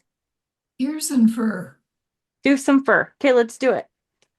Let's do it. Okay, so for ears, these ears are so fun to paint.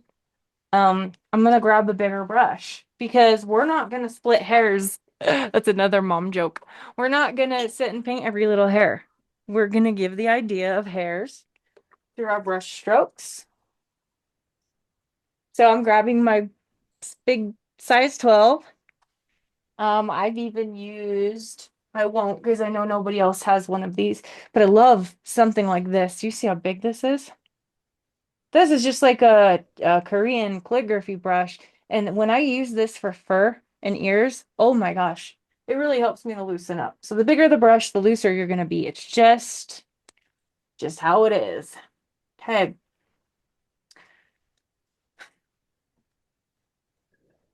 We'll start with this ear. I always start with anything on the left because if I start on the right, yeah, it happens. It happens. But even though we did start with the right eye, which is not how I usually do it.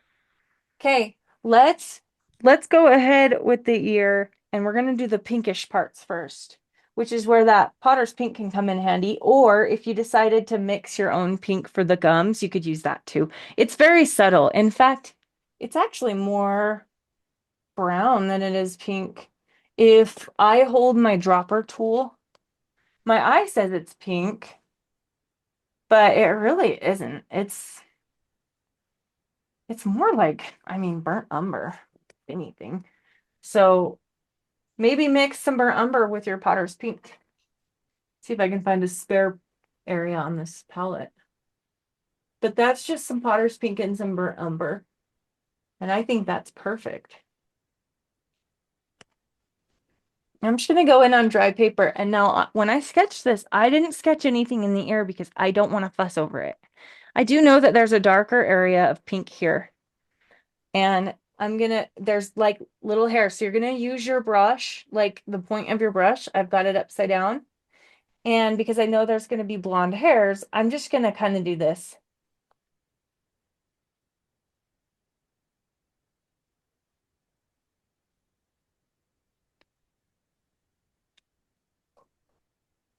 And I'm going to go fast because the slower you go, the more you're trying to be precise and precious. And we just don't want that. Once I lay it down, I clean my brush and then I'm just going to dab it like the tip of it to soften that all out because it's pretty soft. I won't soften this edge. I'm going to leave that hard because that's where there's hair overlapping. So if you want depth, like you know that hair is popping up above the dark area of the ear, you're going to want to leave that hard edge and make sure it's darker right there. So while this is wet even, and this is like I said earlier, if you're going to drop paint into a already wet area, you have to be sure that you're not going to be picking up pigment. It's very delicate. Like you have to actually barely touch it to drop it in. So if you're not comfortable with that, you can dry it first. I can't tell you how many times I've accidentally picked up pigment rather than put it down. I've had the same dryer since 2020, and my husband has fixed it and fixed it and fixed it. He put a new cord on it. He put a new switch on it because he's pretty handy. And he had to fix it for me recently. And I was like, you know what? I'm just going to buy a new one. It's been a few years. Let's just bite the bullet. They're like $10, $11. Buy a new one. And so I did. And guess what? It's already giving out on me. He's not going to like to hear that. Get out the hot glue, baby. All right, so I've got the pink part. It's dry, mostly dry. I would say that it's if your paper's like raised or bubbled at all, it's definitely not completely dry. And mine is. I did not stretch my paper. My paper's just taped it down. If I was doing a commission, I would have properly stretched my paper and everything just for framing purposes. It's just very nice to hand over a painting to a client that's ready for framing. It's perfectly flat. But for teaching, I've just been taping and that's totally fine. No need to fuss over it. I do enjoy stretching though. I actually enjoy like it's almost like an art form in and of itself. Okay, so we've got our pink. Let's start playing around with our yellow ochre. And when I say yellow ochre, you know I mean whatever version of that you have chosen. I need to clean this. You know, it's funny. I have these all over my studio, but every one of them has paint in it. I just don't like wasting paint. But it's not like I remember what colors are in them. Okay. So I've got my Monte Amiata. It's pretty yellow, and I don't mind that. But what I ended up doing was mixing a little bit of burnt umber with it to tone it down because it is pretty yellow. And most yellow ochres are leaning a little yellow. Raw sienna light is a great alternative. It leans a little more brown, but I've got some burnt umber that I'll just kind of tone it down a little bit. So you can do that. You have my permission to tone down your yellow ochre if you want. And if you look at the reference, there's areas of this that we will be using just plain old burnt umber on. Okay, so that's mine. I'm just going to set that down. And now I'm just going to go in and just, like I've got my brush upside down, I'm using the tip.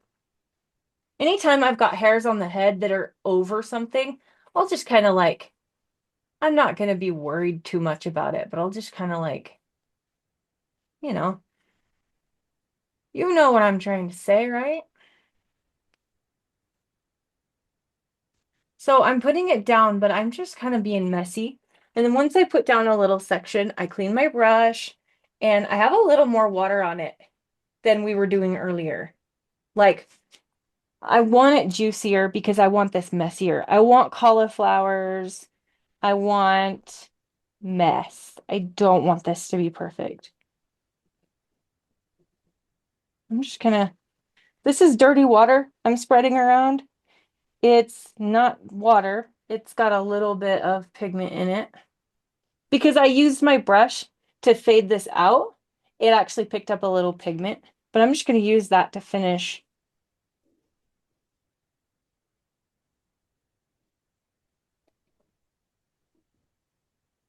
And I'm also, lately, I'm being okay with leaving little white spots of the paper.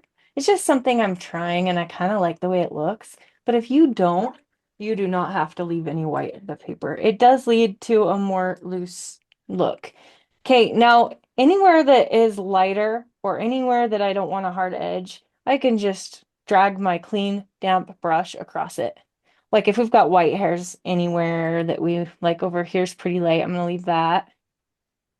Grab some more pigment. And we're just gonna keep, I haven't even dried it. It's still wet, still damp. Look, I went over the edge right here. It's fine. I don't worry about it because my goal is not perfection and staying in the lines. I'm trying to go back to kindergarten and color outside the lines a little more. I mean, we were so fearless, weren't we? We were so fearless. What happened? And it's good. We have to, at some point, we have to hone in our skills and learn how to color in the lines. It's good to know how to color in the lines, but at some point, we've got to chill out a little bit, right? So this edge of the ear has more of like a brown burnt umber. So you can actually grab some of that burnt umber off your palette and just kind of Just add it there. And then down here, there's like a shadow. So I'm just looking at my reference and I'm just seeing where there's shadow areas.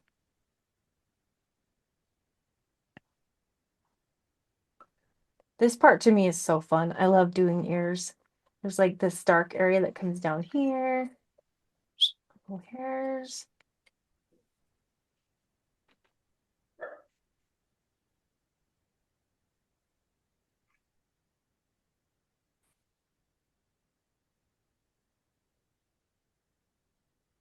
Okay, I'm gonna clean my brush again. And what I'm going to do is I'm going to create some lost and found edges. So I'm going to soften, but I'm not going to soften everywhere. I'm just going to just pick, like maybe I'll just touch the tip of my brush right there and like let that bleed out. And maybe I'll just let some cauliflowering happen here. So it's really fun. I love this part. Just here and there, touching my brush, letting things be soft some places and hard in other places. And this is new for me. Like this is something that, because usually I soften a lot more things, but I'm finding I enjoy that looseness. And then while it's wet, I can already tell that this browner edge isn't dark enough. So I'll just kind of drop in a little burnt umber and let it play. Just let it mix and mingle and play around.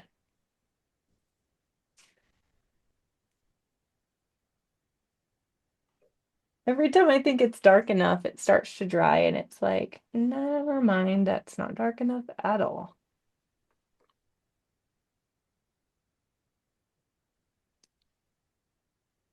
I hope your guys' silence means you're totally understanding everything I'm saying and it's going perfectly wonderfully well.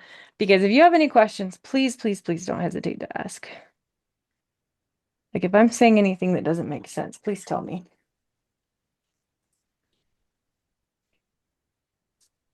I've actually been pretty proud of my students. I seriously, every time somebody sends me a painting from one of my workshops, I'm just like so blown away, so proud.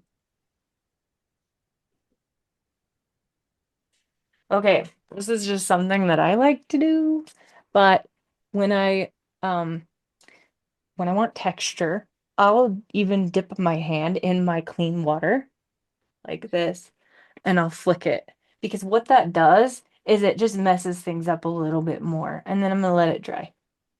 I usually let it dry and yeah, I got water all over, but that's gonna dry, it's fine.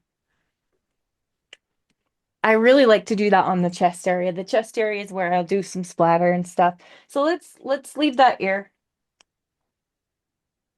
I want to talk about so step 3 is the ears. So step 1, eyes, step 2, nose, step 3, ear. So nose and mouth are usually lumped in together. Step 3, ears. Step 4 is face. Okay, but within step 4, within the face, I have to choose sections.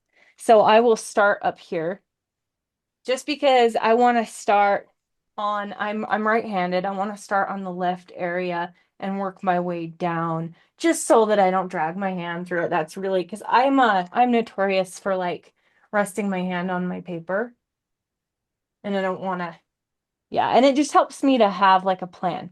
Now this eye normally would be finished. So what I'll do is just avoid the area directly around the eye where we're going to be doing the same thing we did over here. Um, there's a couple different ways to approach this. So what we can do, I really like to make sure that I establish this eyebrow because this is what is part of the expression. That's why I had it on the traceable, is so that we can make sure we've got it in the right spot. So what I'm gonna do is take some burnt umber and I'm going in on dry paper and I'm just gonna add that. We'll soften it and it'll like blend in and everything. But I just want to make sure I have that. I'm going to drag it all the way down. And then like here where it's darker. So I'm kind of doing my darker values first. Because like I said, they are my anchor. They're my roadmap. And they are, because once I start, like if I were to say, okay, let's choose the lightest value fur and let's just do a wash of that. I end up losing my lines. I end up losing my place and I start to feel lost. I start to feel like, oh no, I've hit the ugly phase really quickly. So this for me is a method that I do to kind of just help me avoid that. Now there's a dark, I actually take some burnt umber, mix a little bit of your Payne's gray with it, because if you look, it's more of a neutral brown, but right here is really important as well. This is what's giving the dog its expression. We want to make sure we've got it. I'm going to let it dry for just a second before I soften some of it. I need to soften it. So my brush is clean and damp. And I'm just barely taking the tip of it and kind of. I just want that there so that when I start adding everything else, all the rest of the fur, I will have those in place. You can do this differently. A lot of artists do it differently. They'll like do the lightest values first. I've done it. I've done it all. I've done midtones first. I've tried it all. And this is kind of just what works for me. If you soften too much and add too much water, you're going to lose it. It's just going to disappear. And it might lighten and you might have to add it again later, but at least we've got it. We've got it there. It's nailed down. So I'm just going to say mentally in my mind, I'm going to say, all right, where this white line is, I'll make that my border. I'm going to choose this as the section. So this whole white line. And then I'll probably like go to here. I have to pick a section for my sanity. That really is it. That's bottom line. It's just for myself. Okay, so I'm looking right here and we've got a dark area. Just got some burnt umber. Because yes, it's a blonde dog, but the shadowy areas are sometimes gray, they're sometimes brown, they're sometimes a mixture. This little thing on the eye that comes down, I'm just putting that on.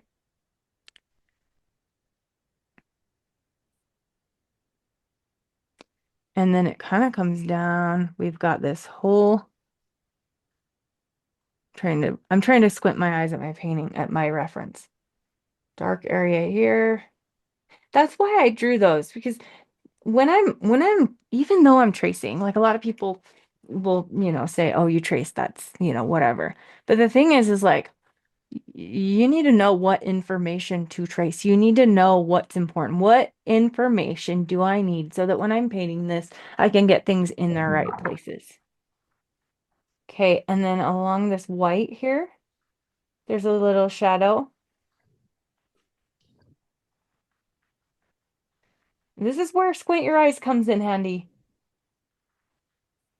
because it helps me to like really see the shapes and whatnot. Okay, now it's time to soften. I need to take a second and soften so that we don't get too many hard edges.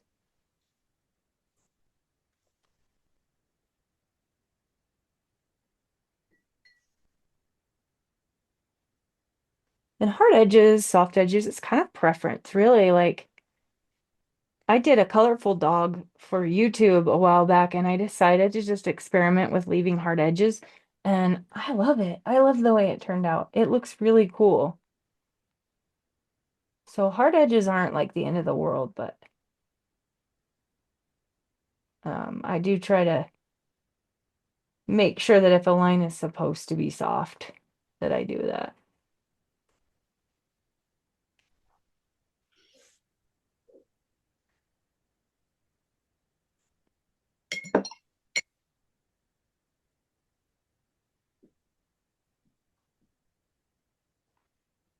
Okay, so I've got my darker values down, and then I can start grabbing some more of that yellow ochre fur color. And now this is where I do my lightest light. So I'll do my darkest values, then my lightest values. I struggle with midtones. And so for me, that's where they start to develop. The midtones will develop as I do this process. So darkest darks are down. And then like we've got a highlight up here that's pretty light. So I've watered down this pretty good. It's pretty watery. And then we can just start putting that down. And remember, I said my boundary was the white, this very delicate white line that comes down the dog's forehead. And if you're painting a dog for somebody else, try to make sure to get those things in their proper places. So now I'm just going to do a wash. But I'm using the lightest value color. Does that make sense? Now, anytime you have a white line, it's not going to be like a hard edge. You're going to have, you know, spots that are bleeding in. Like I just did a pit bull and it had a white stripe, but it had little hairs of the main color in the white. And so that's where I just like dabbled them in. This one doesn't have too much of that going on, but it definitely isn't a hard line. So what we'll do is we'll just kind of soften that here and there. Selective softening. Okay, I told myself my boundary was there. Now what I can do is just, I'm not going to soften all of this like I just said. I'm just going to, here and there, lost and found. And then we will be leaving the white of the paper for most of the white. Not all of it. Some of it's going to be gray. I'll use, see if I can find my sketchbook here. So the shadows on the white are the Payne's Gray Burnt Umber, just heavily watered down. And some shadows are cool and some shadows are warm. So you have to use your judgment on that. Which ones are which? So we've got this done. I'm going to dry it. All right, guys, it is 5 or not 5. It's 5 for me, wherever you are. I know it's 5 for Gwen too, but Yes. it is time's up. So yeah, so I've got my lightest values now and I can just start plopping in, just going a little bit darker, avoiding the lightest highlights. And that's essentially what I'll do for all of this. So I will finish this and record it either tonight or tomorrow morning and get it uploaded so that you guys can finish it. If you feel confident, of course, you could totally finish your eyes and your mouth tonight if you want. Like, yeah, I feel like you could. I feel like you got this. But as far as the fur goes, that is where people usually stumble because fur can be so I don't even know how to put it. There's so many little details that could stop you up. You don't need to worry about hair details. You need to worry about value, right? Like the hair details don't matter. It's your values. So, you know, squinting your eyes at your reference photo and finding, you know what I mean? Like how we've got this dark area. That's the dog's bone structure that we're seeing. And so we need to make sure, and like the little muscles and the eyebrows. So anyway, I'm really excited to finish this and you guys to be able to finish yours. Thank you for being here. If you guys have any questions, please email me. I'm pretty quick at responding. So yeah, do you guys have any questions or comments? No, thank you very much. Thank you, Ashley. You're That was welcome. great. Sorry we A didn't lot of finish. information. Yeah, I think that instead of I think I always get so caught up on wanting to finish, but that's not what's important. I think what's really important is hopefully you guys learned a few things that will really like help you to level up and help clarify a few things for you. So that's the goal. Thank you. You're Thanks. welcome. Great. All right, you guys have a good evening and I'll be in touch. You Good too. night. Thank Bye. you too. Bye, Bye-bye. everybody. Okay. Hello. So it's the next morning and I love coming back the next day and seeing my painting and seeing it with fresh eyes. It is okay not to finish a painting in one day. So before I move on, I am going to finish that eye because it's driving me slightly crazy. So let's finish it. So we're going to do the same thing we did with the first eye. And that is grab some blue. I'm not going to do wet and wet this time. I really don't like to waste my time with wet and wet. I really just like to put down some paint on dry paper and then clean my brush and feather it out. It's honestly just my favorite way of doing things. Let me zoom you in so you can see better what I'm doing. Okay, so I've got the blue down. I need more. Just looking at that reference, we need the sky reflection. I can do that over here as well, just a little bit, because there's different nuances within the highlight. And I know I'm getting really like detailed and technical here, but the more detailed you can be with the eye and the more you can add all those little nuances, like just adding that darker area there in the middle, it shows you the shape of the eye and it makes it look more realistic. So that is why I'm fussing so much with the eye details. We're not going to do that on the fur. You'll see pretty soon. Fur is a whole different story. It's this beautiful yin-yang that I like to create, this balance within a painting. And that is this dichotomy of, you've got really tight, beautiful, realistic, crisp details on the eyes and the nose and the mouth, mostly the eyes. And then with the ears and the rest of the fur, it's going to be wild and splashy and fun. And we're really just going to focus on giving the idea of hair and getting those values right. So let us continue. Let's do the burnt umber, the brown part of the eye. And I've got my little tray here so you can see. And I'm just going to go in and drop in some brown.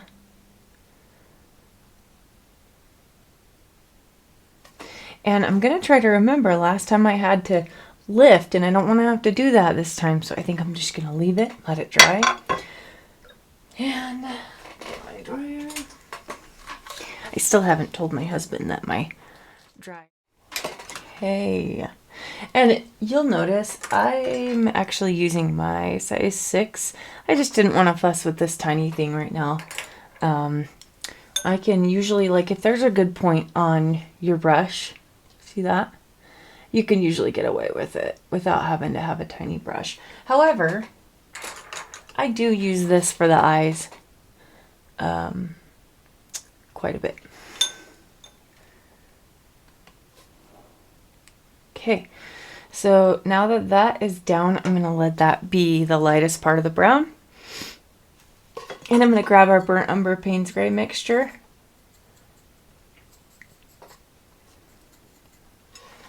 Adding some more depth. Okay, on this eye there is a light gray highlight here on the side.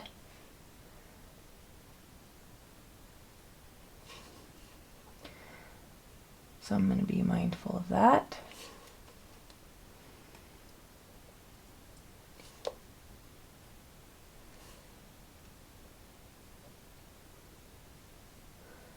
And yes, I know this isn't as black as it needs to be yet. We're just layering.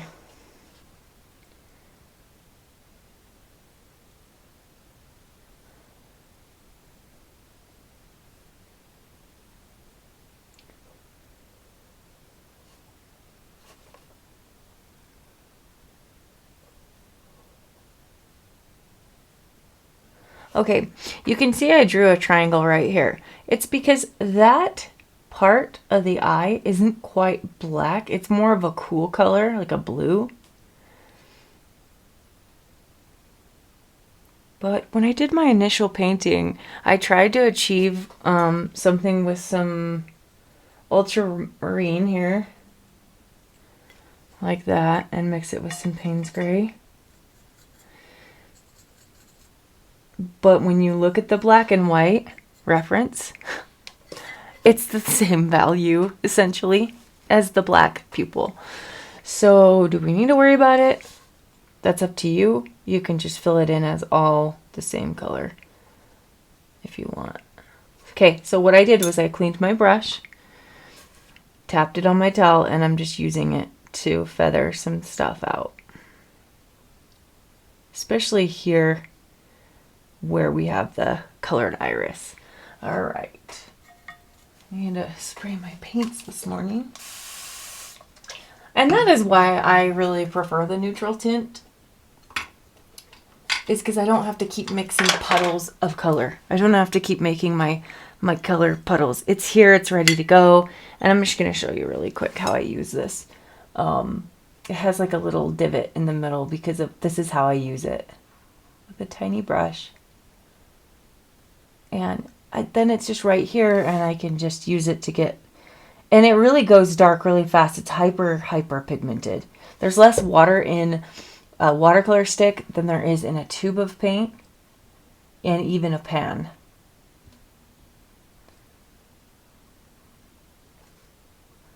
But you can be doing the same thing with your Payne's Gray and burnt umber mix. If you use Payne's Gray like really full strength, it should get dark enough that you don't need to mix burnt umber.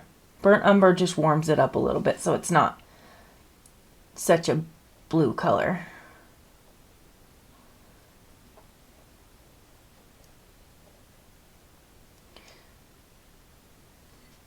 Get a little more water.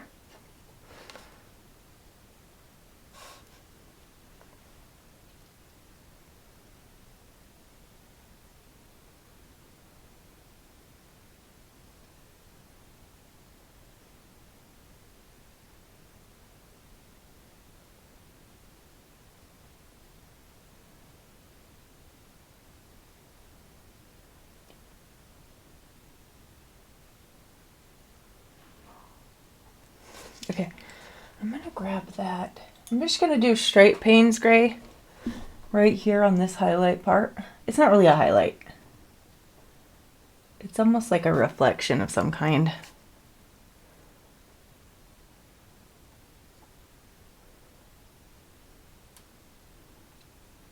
Okay, now I've got a hard line where the pupil is, so I'm gonna clean my brush, tap it off on my towel. I'm going to clean it off multiple times as I do this. Sounds like my husband's making a smoothie. Smoothie time. Okay. Now I'm going to dry it. Actually, before I dry it, I want to lift back that little highlight that's kind of on the edge. And you can do it while the paper's wet.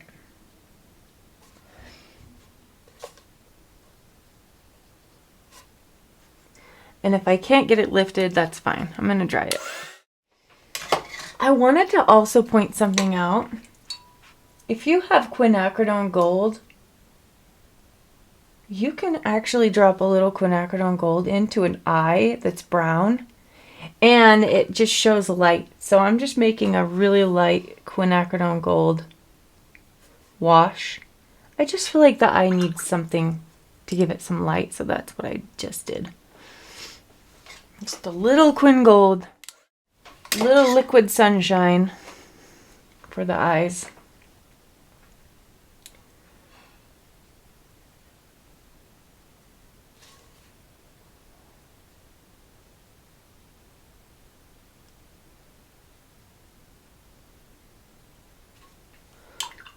And I will say, this eye, for some reason, is a little bit harder than this eye was. I felt that when I was doing the initial painting that I did. So if you are experiencing that and it starts to feel frustrating, just be aware it's not just you. And it will look fine. It just feels different than this eye. Okay, I'm going in. So the guy liner is really dark on this eye because this eye is more in shadow. It's pretty dark.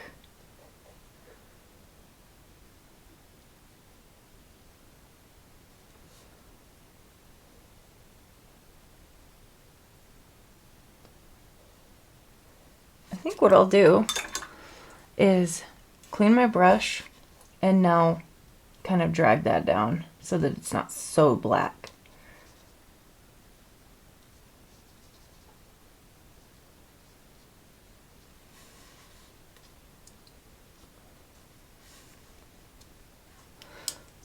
by using my finger to tap things, it helps me to like blur lines that need blurred.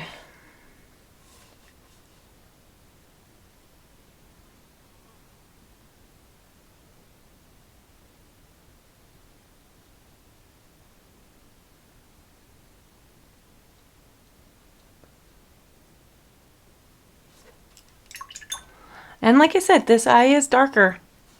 Maybe not so much here. Let me lift that out. Let's lift and kind of rub that out right there.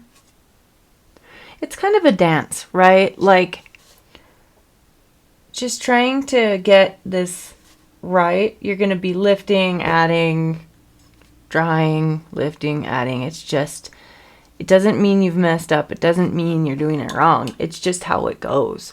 So if you have to keep doing that, like adding and then lifting and stuff, just be aware that's just part of the process. Doesn't mean anything.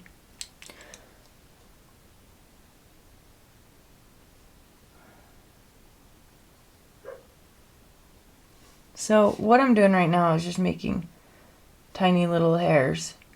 If you're gonna do this, don't make them too defined.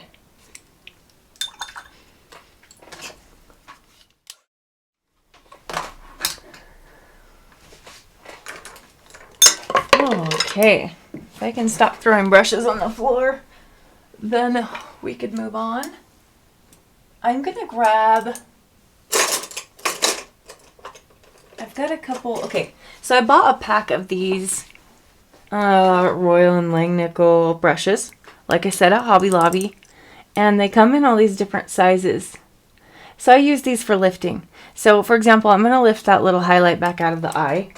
I'm going to use this little tiny bitty one. And the reason I'm using these, like I said before, is they're stiff. I would not use my silver black velvet brushes for trying to scrub or lift. It just wouldn't make sense.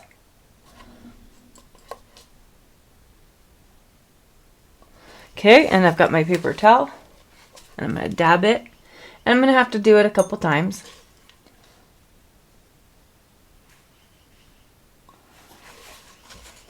Lifting is such a good technique to know. So if you make, the more mistakes you make, the better you'll get at lifting. So it's a good thing. And if all else fails and you can't lift like you want to, we can use an opaque medium. I mean, it's not something that I would do. That wouldn't be my first choice. I'm going to try this one just to show you how it would work.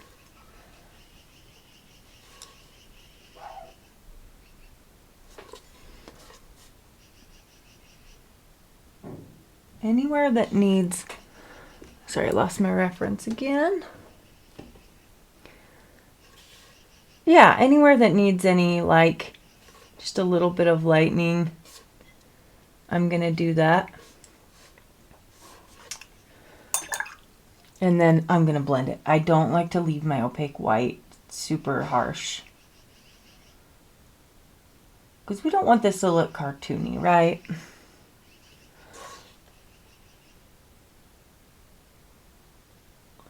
When I first really was getting into watercolor, that was my biggest frustration, is my paintings always felt cartoony and I just couldn't figure out what I was doing that was causing that. And now I know. So I'm adding a little more Quin Gold actually to both eyes. I don't know, it just, ooh, look at that.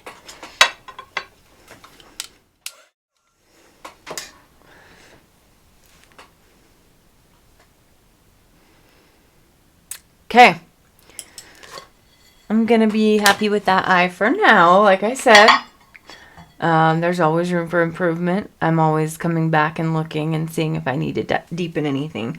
Okay, now let's finish the mouth. Let's just knock that out of the way. You can use your Payne's Gray mixture. I'm gonna use my neutral tint just for the sake of time. I'm gonna go and continue the section that we were on. So there is like an area that's darker here. I will need to mix this with some burnt umber though, because it's not quite black. It's more of like a brownish gray, you know, like a Van Dyke brown right here especially. So I'm just going to give that some texture and then dab it with my finger.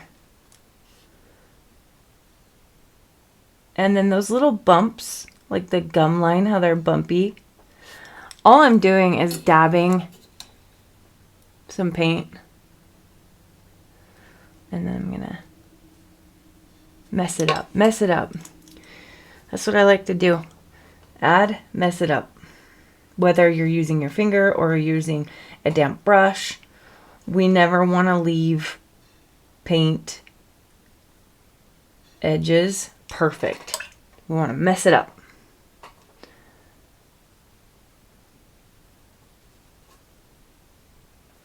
Just grabbing some dirty water off my palette to kind of give this a shadowy area. Because it's inside the mouth. You want to make anything look like it's inside or behind something. You need to darken it.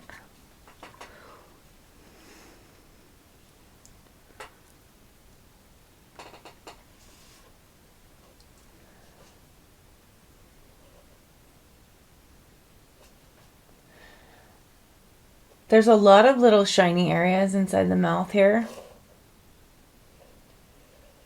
So we'll try to leave those areas like as a little highlight.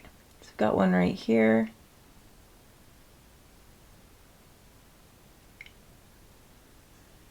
Lifting is a great way to get back those little highlight areas. But I am going to put down some pretty dark paint here.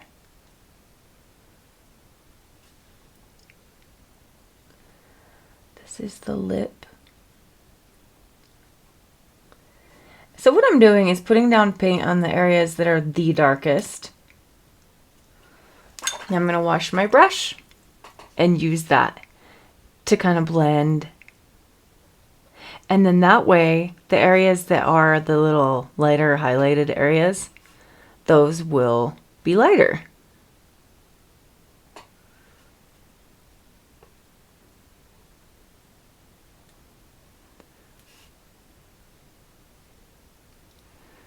Okay.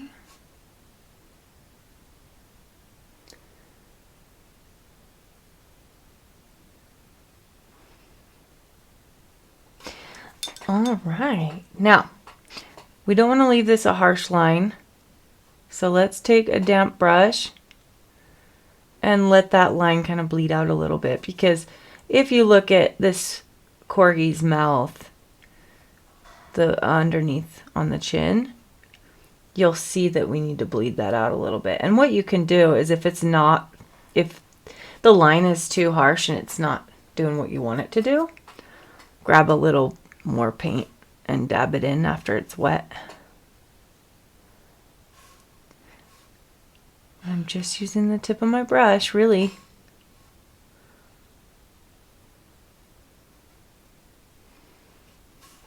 This comes down like this. Now let's clean our brush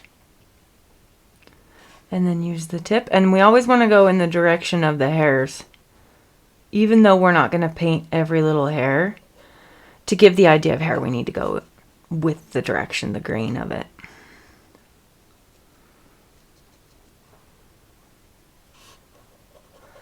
And the slower you go, the more perfectionistic you're probably going for. So maybe speed up a little bit if you're worried about fussing too much with certain things. And now I'm just kind of lifting. I went a little too far down. There we go.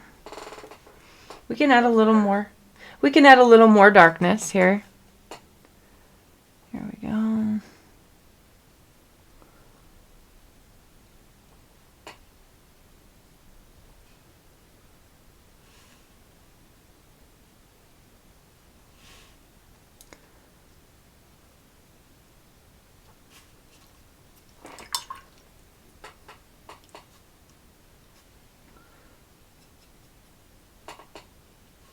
And all I'm doing is glancing back and forth at my reference constantly.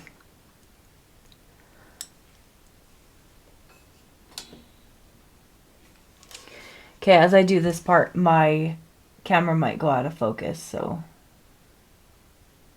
I'm just doing pretty pigmented paint here. And I'm just doing the mouth. I love that this Corgi is smiling. It's so cute.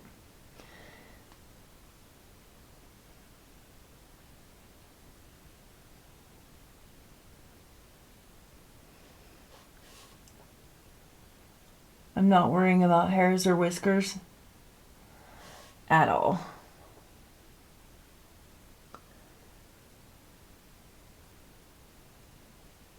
Okay, I'm gonna wash my brush and see if I can blend that down.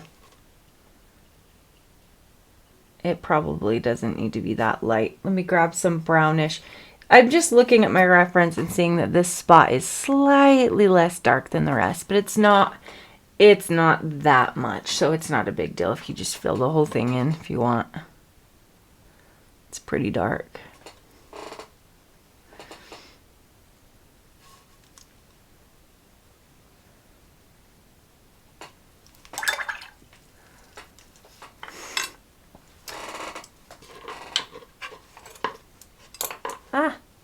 Losing brushes under my painting board here. Okay, so in order to give that smile line, we need to soften some of this right here. So we're gonna take our damp brush and just soften this little corner because it's not a hard edge.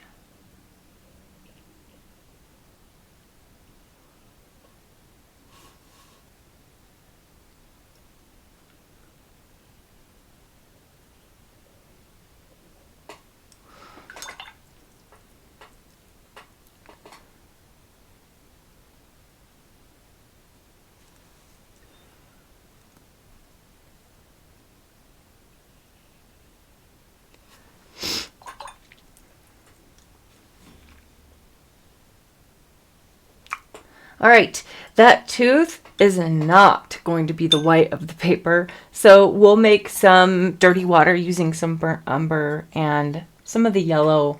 It's a little bit more yellow, so we'll use some of our yellow ochre we already have. We'll make some dirty water.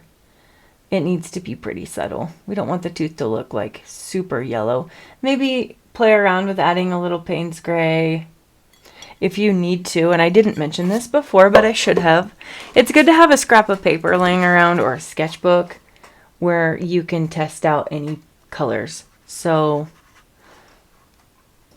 I want to make sure I'm really getting dirty water here, because the tooth, I'll even use a scrap of paper as a palette. Like I just put paint on there and now I'm picking it back up. It's just a good idea if you're not sure to test your color on a paper first. Ideally the same paper as what you're painting on, but it's not the end of the world if it's not. And then the inner area of the tooth, we need to make a little bit of like a dirty water gray like this. Because next to the tongue, there's like a little, you gotta be careful here because that tooth is wet, and so that's gonna spread. Whatever you put down is going to spread.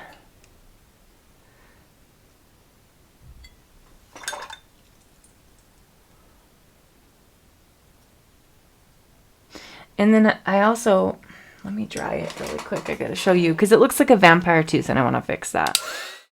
So the way to give this tooth roundness rather than having it be a vampire tooth is this edge right here. We're going to darken. We're going to kind of bring that up like that. And then round it out right there. So we need to make it more round, basically.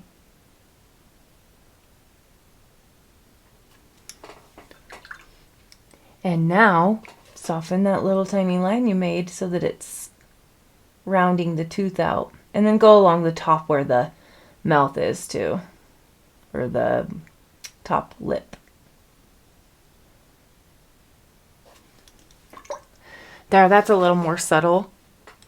It's just a little too sharp looking down at the bottom here because that tooth is actually coming out of the gums. That is not a top tooth. So I want to make sure that doesn't look like it is. So whatever you need to do to shape it, you can do.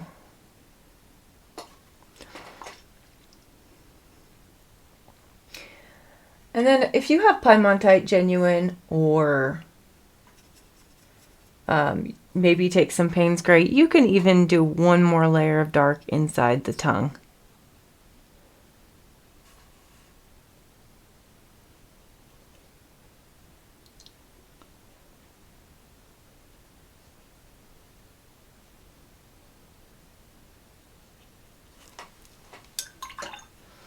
And then soften.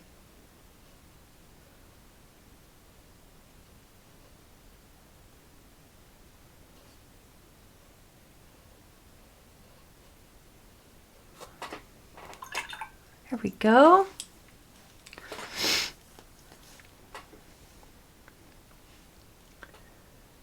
Now red or pink is tricky because it's usually a mid-tone.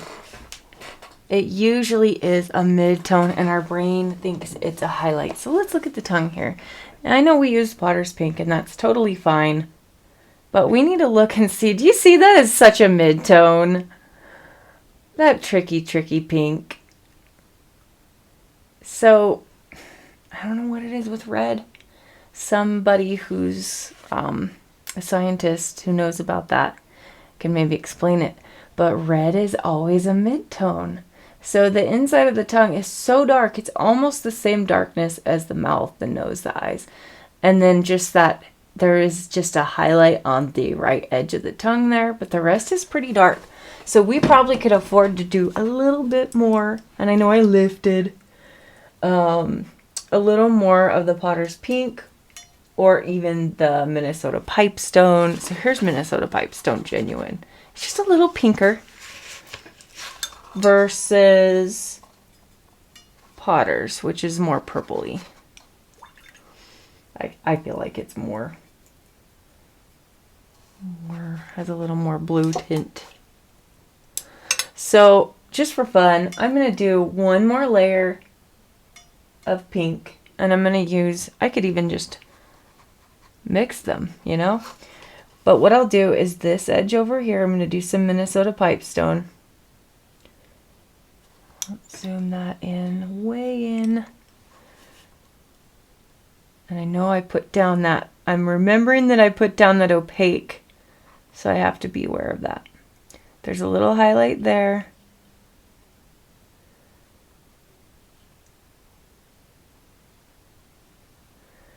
So just be mindful of your highlights.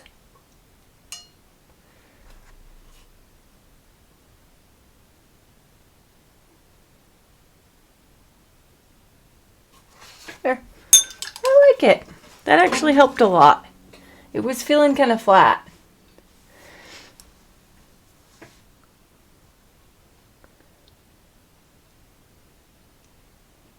And if you want, take a dry brush and kind of lift that highlight back out if you need. Ooh, I like it. It looks good.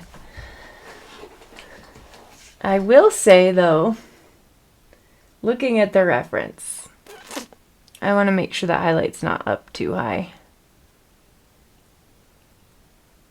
So I'm going to darken there and there.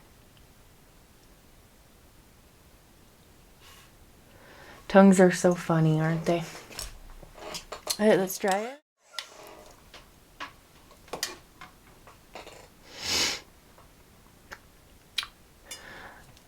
Okay. I still ended up with a little bit of a hard line here. That's okay. We can easily smooth it out. I'm going to grab one of these stiff craft brushes.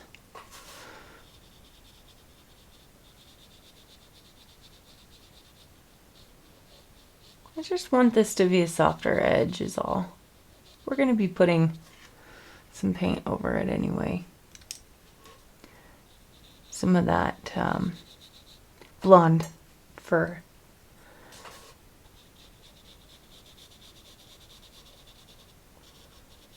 Okay, all right.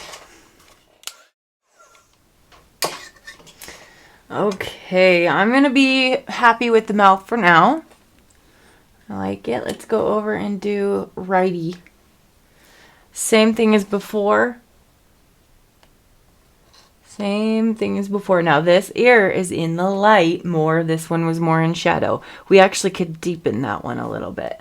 So I'm going to grab my big brush so I don't sit and worry and fuss about, you know, splitting hairs. And I'm going to use some Piemonte. You could use your burnt umber mixed with a little bit of Potter's Pink or whatever pinkish color you have. And I'm just going in. It's okay if it's not the exact same pink as the reference. What we really need to worry about is making sure our values are where they should be. Our lights and darks and our highlights and all that, so that we have contrast. So I put the paint down on wet paper and now I'm just kind of blotting it around. I just keep washing my brush. I'm essentially getting the ear wet now.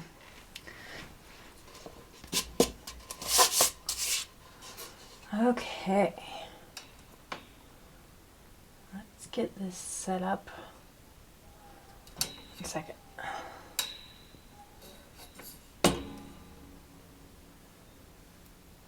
All right.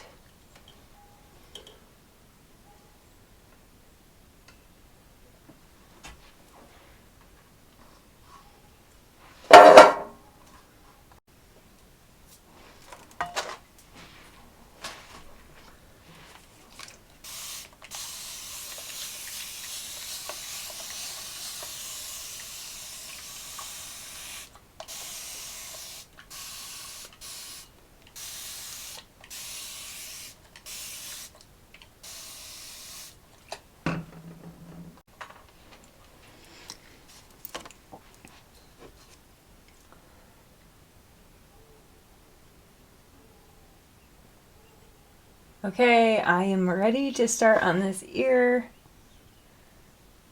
I'm just going in with my yellow ochre color. And of course I added to it just a little bit of burnt umber.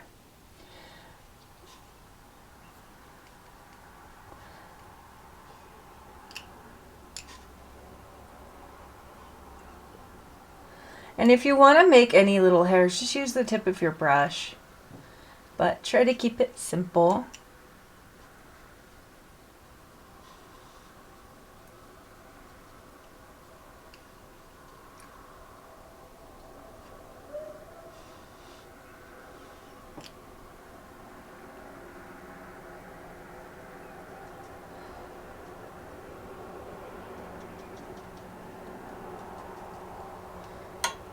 Okay, I'm going to rinse my brush and I'm going to use it a little bit wet.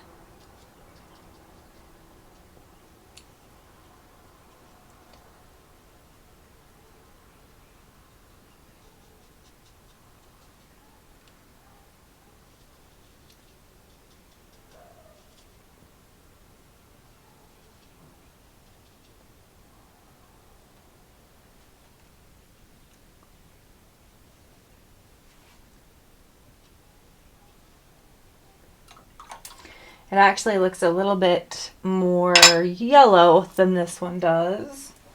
I'm going to flick some water on it. I don't care if it splashes. I kind of just like making an intentional mess.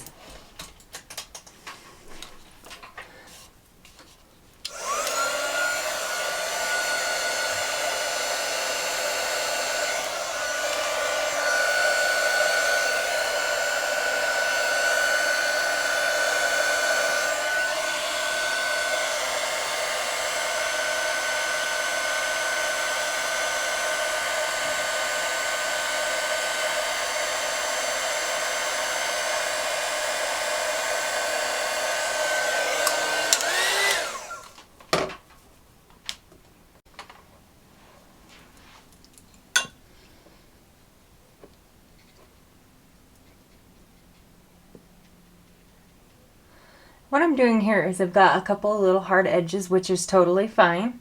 But you know me, I like to selectively soften just a couple areas.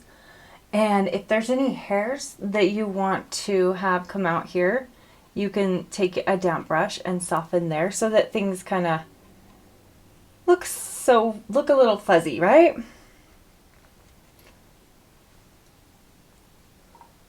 And if it doesn't bleed out as much as you want, you can make it bleed out. Okay.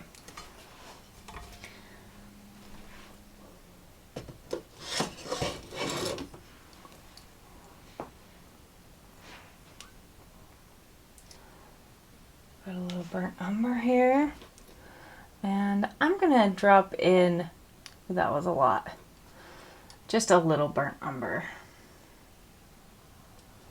in a couple spots. And now my ear, I went ahead and let my ear go off the paper because that's not what I'm worried about. I want to really have the focal point be the eyes, nose, mouth, that kind of thing. These ears are great though. They're such a great part of the dog, but I'm fine with one of them going off the paper. If I hadn't have taped it, yeah, I'd still be on the paper, but not worried about it. I think part of what I'm hoping to teach you guys is to let go of like needing things to be a certain way. And I know we talked about that earlier.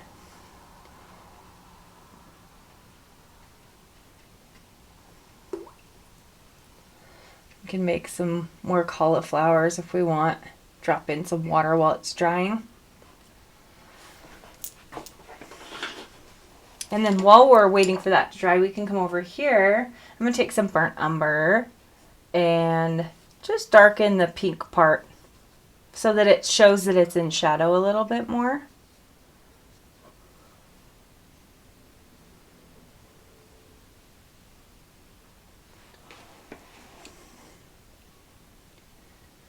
And then we can even deepen some of this.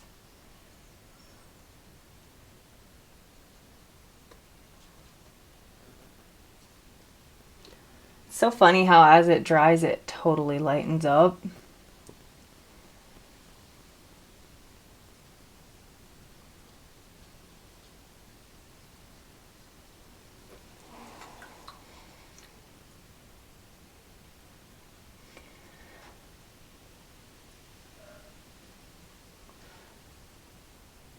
Alright, while we're waiting for ears to dry, and we could use our dryer, but it is such a warm day in my studio that I'm going to go ahead and let it just go naturally. So what I want to do right now is I'm going to take some burnt umber with a little bit of my yellow ochre, and I'll show you what I've got. Looks like that. So it's just that darker color. And I am going to make this little eyebrow here. Make that go down here. So squint at your reference if you need.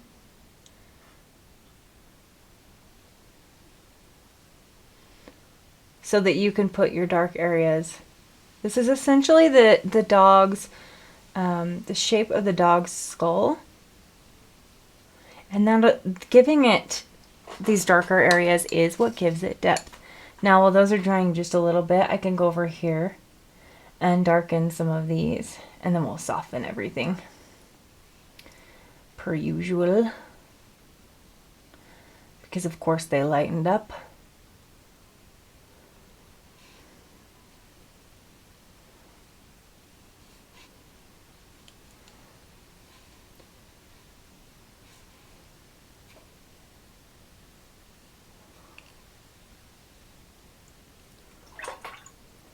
Okay, rinse my brush.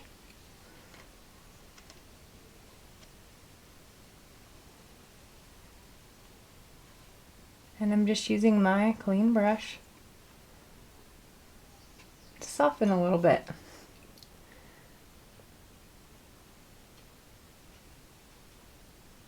Do you notice how I'm just kind of using the tip of it? I'm not going heavy-handed at all. The key is gentle.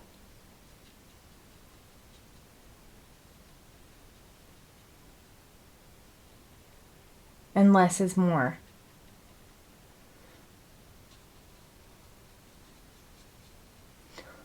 And if you need to keep rinsing it off, you can do so. Because as you soften, you will be picking up a little bit of pigment. Sometimes we can use that to our advantage. And I'm going to go ahead and put some yellow ochre there. So I'm going to grab yellow ochre and go ahead and add our base for color. I've chosen a section. I didn't say that out loud. I chose it in my head. You're welcome. And did not tell you about it. Sometimes I just get so enthralled in the painting process that I just go into la la land.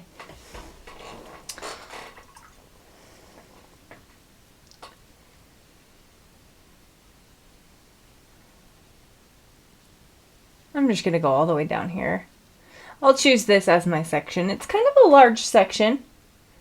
Choosing a larger section is definitely, if you're not comfortable with it, it's going to dry on you. So that's why I suggest choosing smaller sections to begin with. Now the shadowy areas over here, I think the dog's got dirt. I think he's been wallowing in some dirt and having a great time. I mean, I see flowers and grass around him. And so I think we've got dirt on the tongue and I think we've got dirt on the fur. So something I always say is when you do a pet portrait, you get to choose to give the dog a bath and a haircut. So let's give this cutie a bath, shall we? I think I'm going to name this dog Kevin. Kevin the Corgi, and he just needs a name. He really does. Anytime I'm doing a commission, that is my first question is, what is your dog's name? Because they're little people.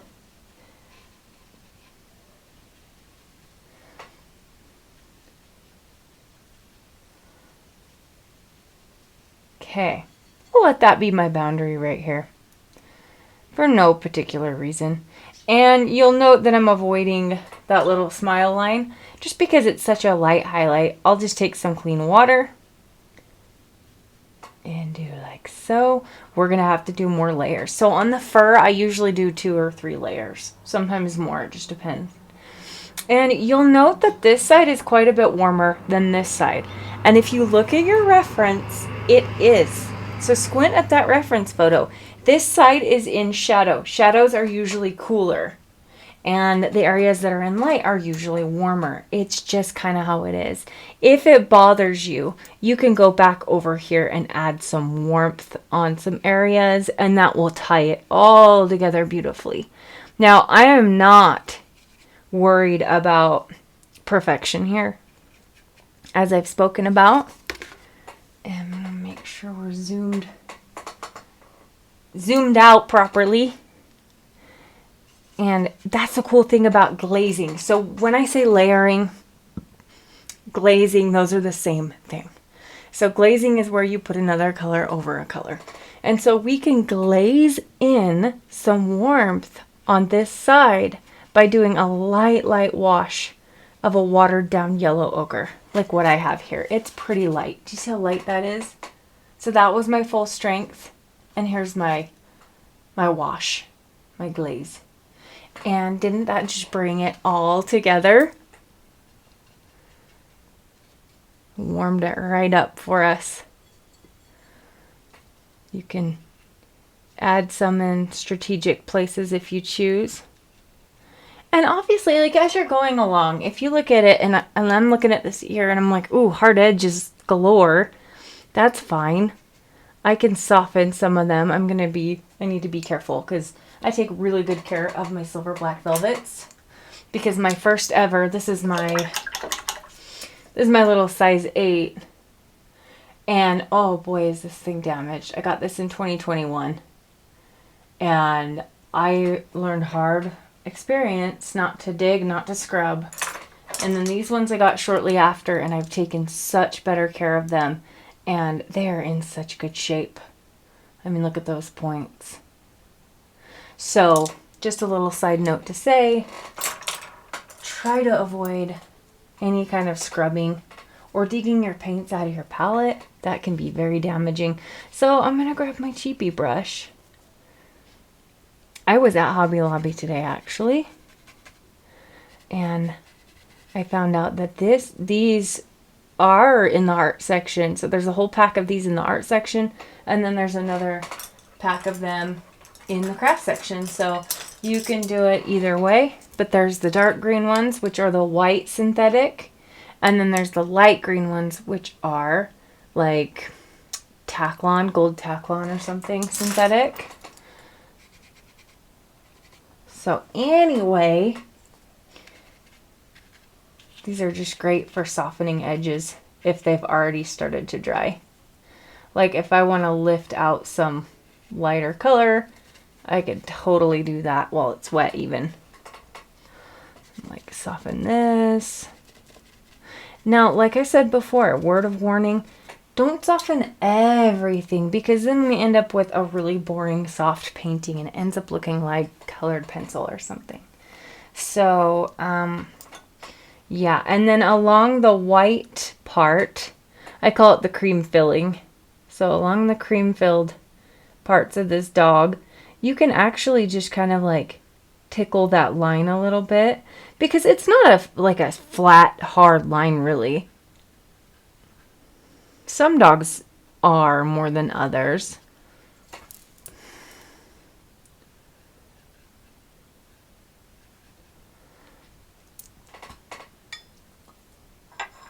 Okay. So I have over here a little ramekin or whatever you call it, and I've got a puddle. So I just picked these up at Hobby Lobby today. It was a 6-pack for about $6. And I was just trying to find a way, 'cause, you know, we discussed trying to make a big enough puddle of paint. And so having something like this where you can really make a good amount of paint versus a flat palette or dish like this, I can really make a lot of paint on there. So we have to think outside the box sometimes, don't we? Okay, I'm going back in here. I'm darkening again. I'm gonna keep doing that till I feel it's dark enough. And I'm gonna be looking at that reference. If I need to look at my black and white, I'll do that.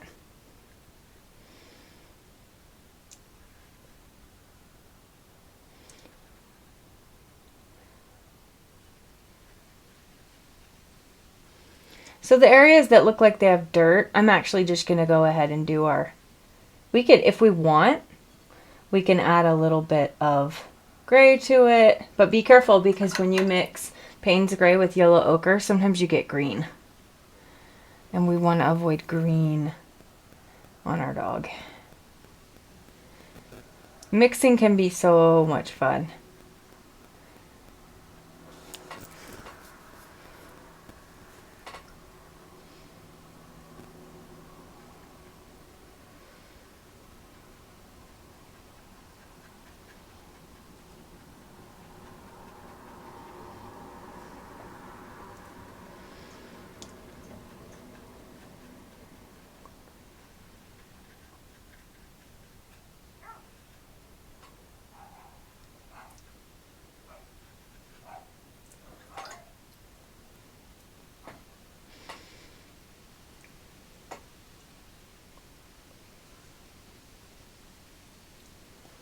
To show that this dog is really truly smiling, we need to make sure that this smile line is good and bright.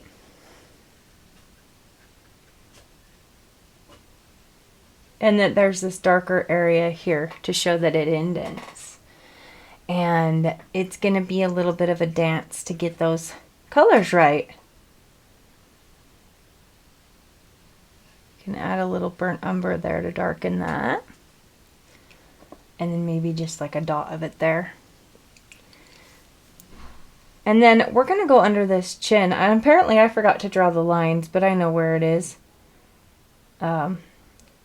This little chin area here. I'm just doing some straight burnt umber.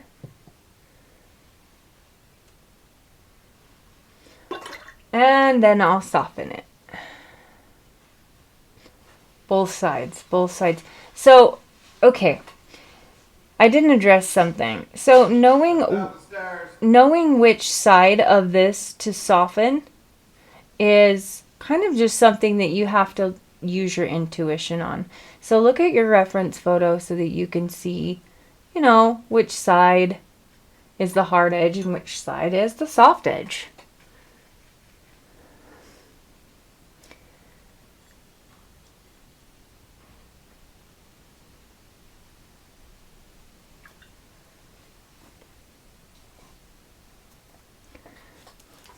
I'm really happy with how this is turning out.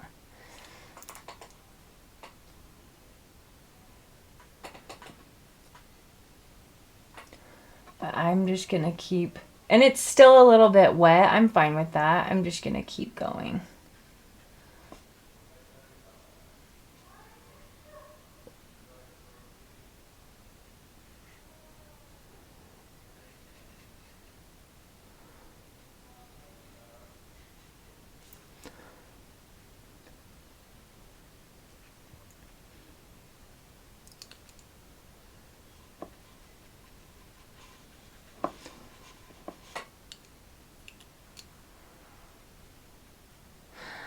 Okay, I really enjoy using the very tip of my brush to make lines and things. And so that's something that you can practice doing. These really soft brushes they're a little bit harder. You can use a pointy stiff brush sometimes for, if you want like actual hard little hairlines, those can look really good. But when I'm trying to loosen up, I'm trying so hard not to do every little hair. I'm trying to give the idea of hair.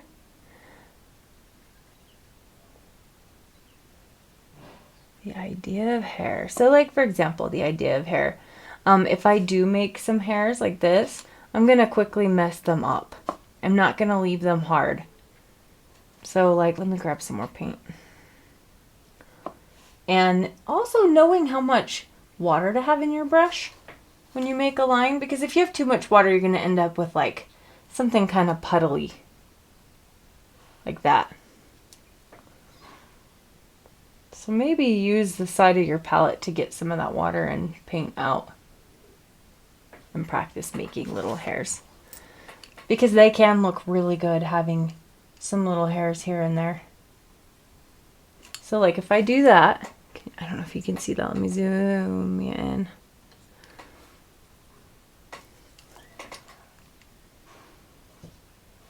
There we go. If I make hairs, I'll just dab them with my finger or my brush, but my finger's quicker.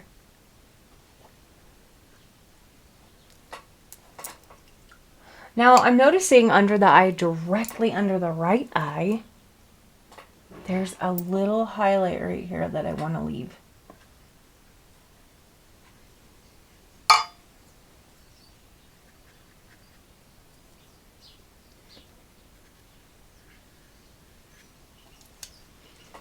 So anywhere that's like a really light highlight, you can do that. All right, I'm gonna go ahead and finish this side since it's just sitting here all naked. I'm gonna go around the mouth and go under it. Now, some of this is white, like the chin is white. And this part of the face is like totally in shadow. Totally in shadow. So I'll just add a little darkness to it. Over here, you can use gray for shadowy areas. So we made gray. We've got our Payne's Gray Burnt Umber mixture. And you actually can use gray. And at first it might look weird. You might be like, that's weird. I don't like it. But just know that a little bit of subtle gray can help you get the depth that you're looking for.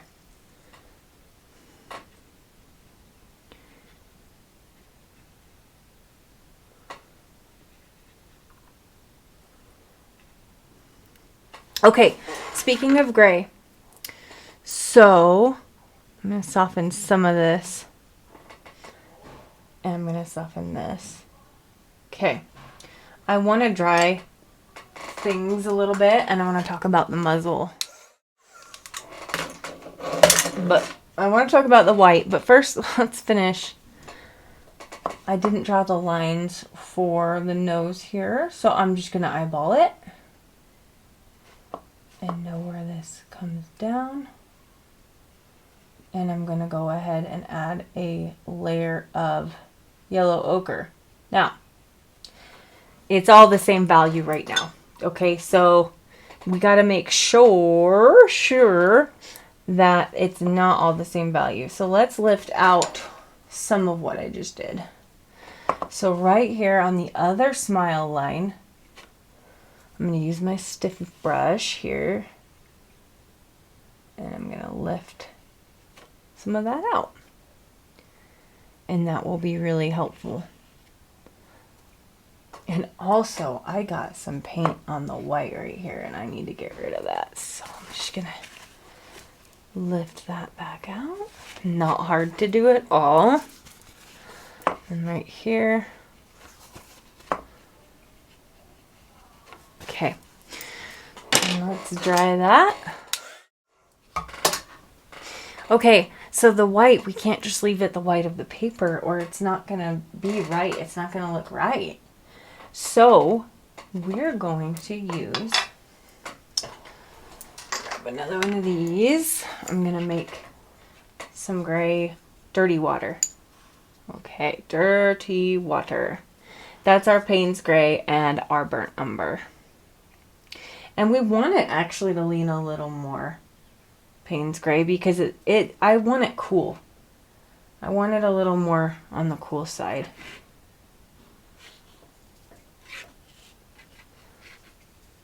Okay. Here we go, and let's test it. That's pretty dark. Pretty dark. I want it 50% lighter than that. So there we go. Okay.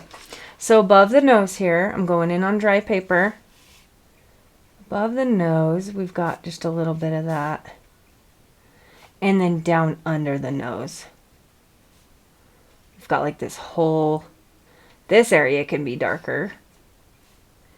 But even the white of the muzzle on the left-hand side isn't that white. And I also will make some dots and kind of just dab them around.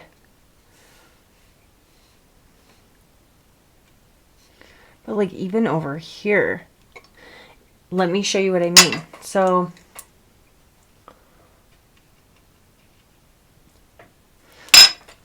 if I were to use my eyedropper tool on the white part, do you see? Sorry, I'm flipping you off. I didn't mean to do that. I didn't mean to do that. You can see it's gray. It's not even white. But my brain is saying it's white. What's going up over here? Okay, it's getting whiter. Getting pretty white. So the cream-filled center that runs up the head is white. But as we get down on the white part of the muzzle, it's gray. And so using an eyedropper is so powerful to look at what colors actually are. Because we might have left that stark white, and what's going to happen if we do that is we're going to end up with something that looks cartoony and unrealistic. Not always. Depends on what you're going for. Look at that. It tones it down. Let me grab a little more, and I'm going to add more because this area right under the nose is pretty dark. And I'm just dabbing it in. But you can even go a little darker because this area is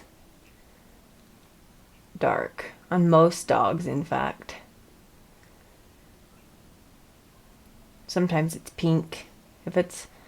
I just did like a white pit bull and it had a little, or not a pit bull, one of my bulldogs had pink. And that looks really dark right now. I know it looks really dark, but It's not. It's gonna dry so much lighter. Let's dry it and see. All right, that dried a lot lighter, didn't it? So down here right below the nose, we've got all these little hairlines coming down. We can make them and then kind of mess them up.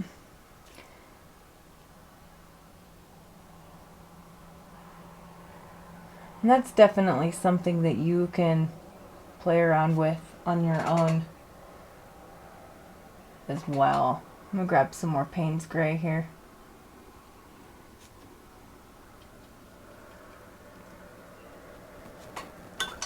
He's got the mustachio.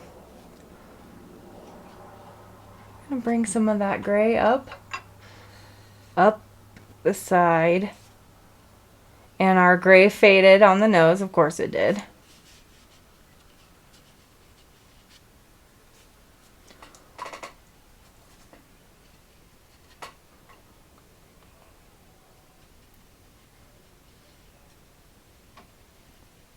Okay. I know there's like a white spot right there. So yeah, just try to follow your reference the best you can and don't be fooled. Don't be tricked.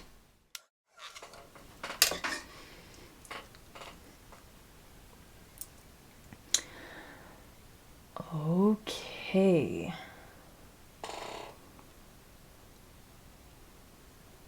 I'm just going to bring some of that line down a little bit.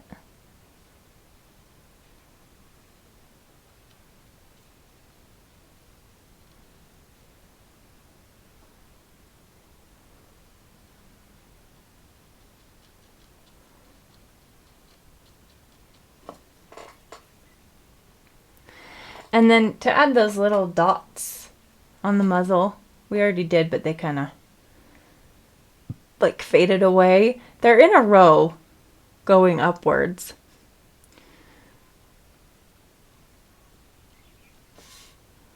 Add them and then mash them, if that makes sense. Just mash them.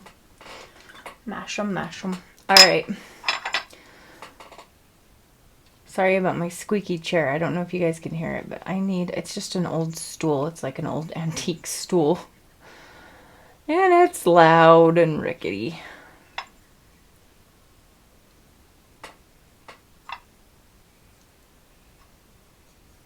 Okay, grabbing some more of my mixture. I'm going to make that, mess it up a little.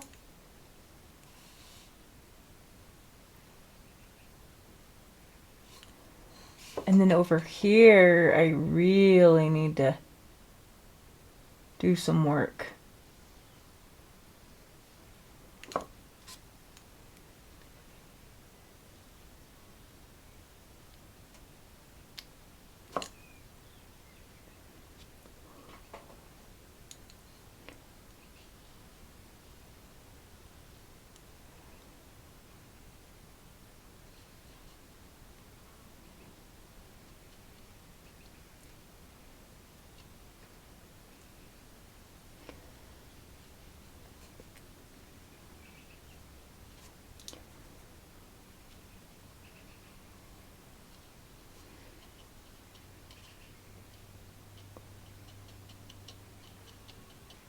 I'm just kind of dabbing things around.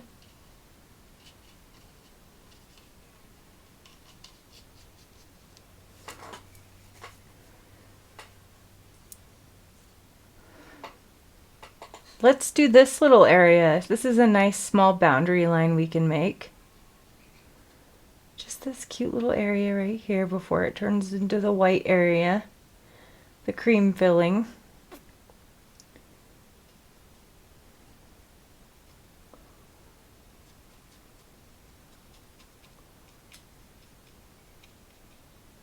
My brush is pretty dry, so in a way I'm almost doing a little bit of dry brushing to create some of these textures.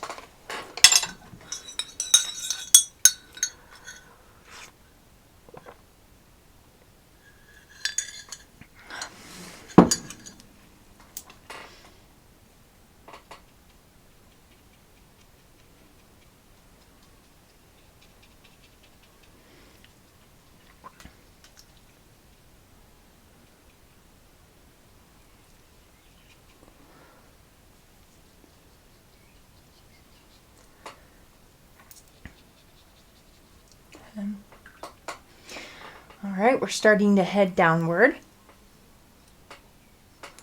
Let me tilt this. There we go. Get it focused.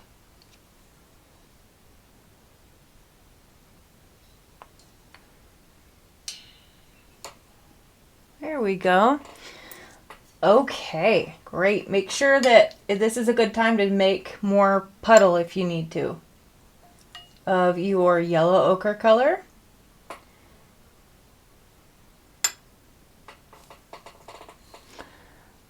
And we're going to just come over here and start adding it. Being aware of this dark area, I'm going to layer on top of that.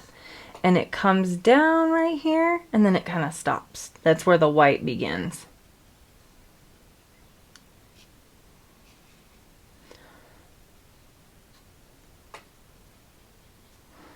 Sometimes I wander, I apologize. I wander away. Okay, so since we did it kind of dark, this will be a great time to soften that.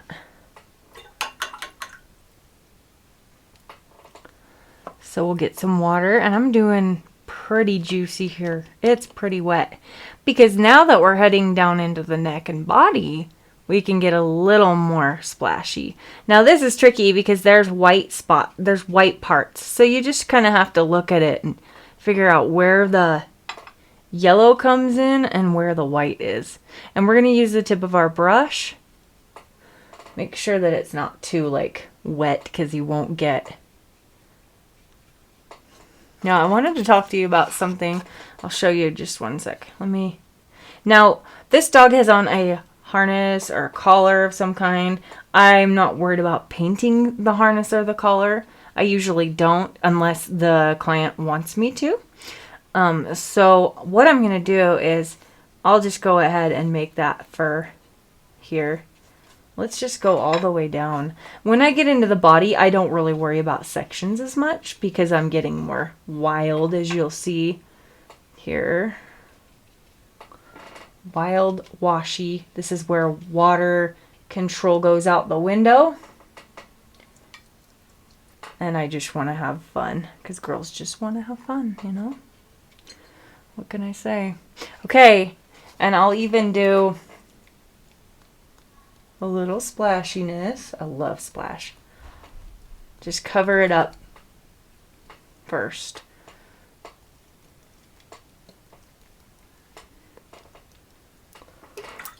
If splashing makes you nervous, it's totally fine. And I don't leave the splashes perfect either. I'll just dab my brush on a couple of them and mess them up. So I'm even messing up the splashes. What can I say? Okay. All right. We've got this whole dark area here. This will be our first layer. So avoid the white areas. Avoid the cream filling. I am just going in. I'm going to town. This is the fun part in my opinion. This is where I kind of like let go and just let the watercolor like play and mix and mingle. I'm still being aware of values though. I'm still, even though I'm being wild, I'm still like, okay, where's the dark spots? And we'll do the shadowing on the gray in just a second. It's going to be fun. So down here is really fun on the chest. Let me make sure you can see all of it. There we go. There we go. Focus.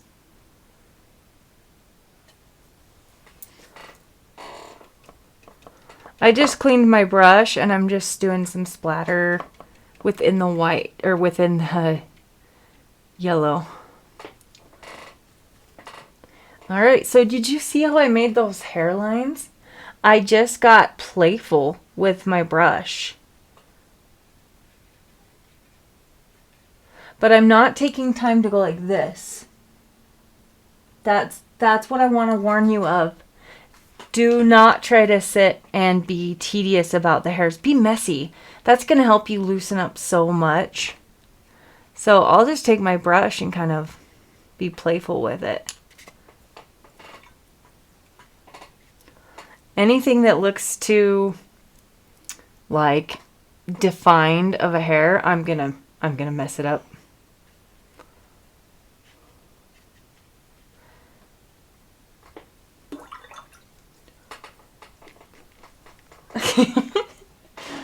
I know it's crazy, but okay, I'm gonna let this dry naturally. You can dry yours at home with a dryer if you need, but I'm gonna splash some water and I'm gonna let it dry naturally. The reason is that I want the granulation of the paint, I want the texture of the paper to pull those pigments in, and I want things to settle in a wild way. When we use a dryer on things that are meant to be wild, we take away some of that wildness. And so I'm going to go take a break for a minute and let this dry. And we're dry enough that I am comfortable to go ahead and start putting the gray. And that's really going to be our last step. So let's talk about the gray.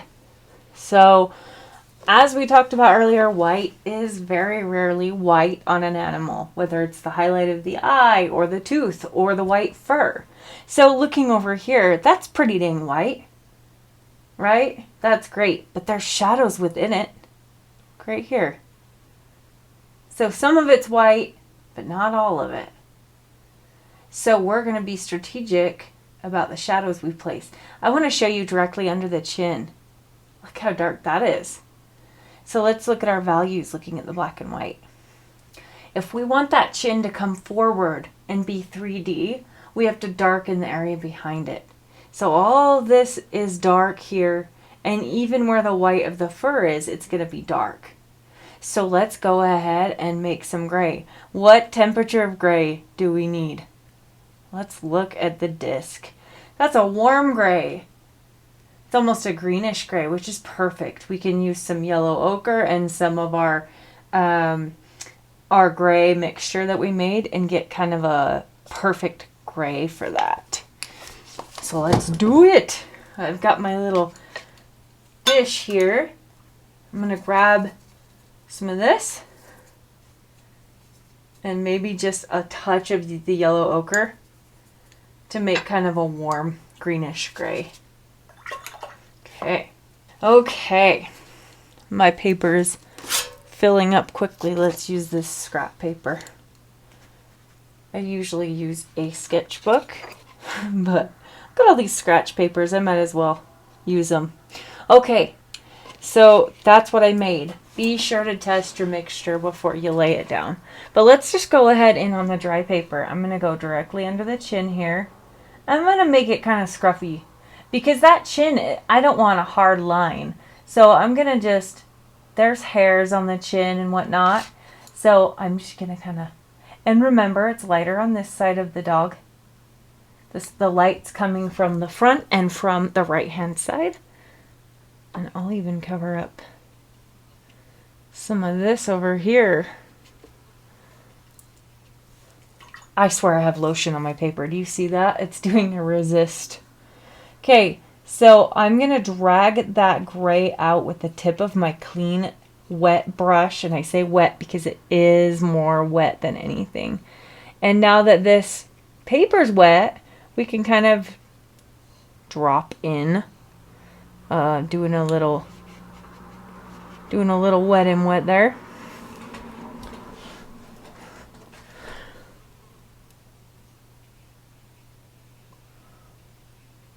Yeah, all right.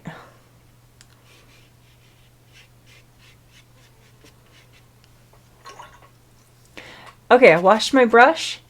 And now this hair right here, get some clean water. Clean water. Let's try that again. Clean water. Oh my goodness. Make sure your water's clean. Cleaner than mine.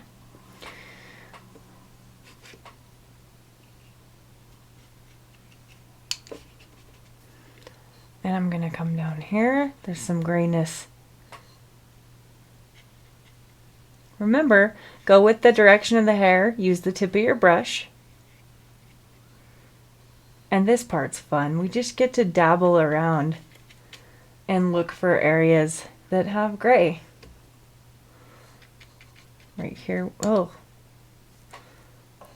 don't know why I'm losing brushes. I just washed my brushes with like a special brush cleaner, and I think it maybe loosened up some hairs. And even though this is technically like mud and dirt over here, I'm just gonna add a little bit because it's gonna add interest. So I made these designs, and then now I'm gonna clean my brush and I'm gonna just mess them up a little bit, leaving some hard lines and leaving some soft. It's actually kind of fun to try to decide what we're gonna do. All right, so down here, to bring this fur forward, we have to darken behind it.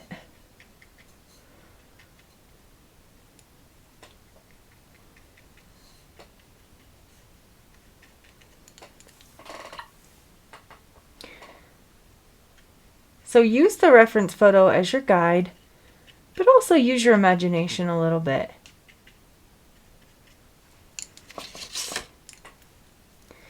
And now's a good time to darken anywhere else that needs done. Like right here.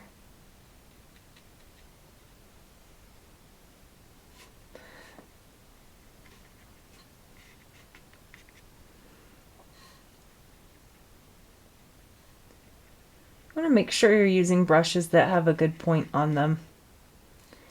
I think that's important.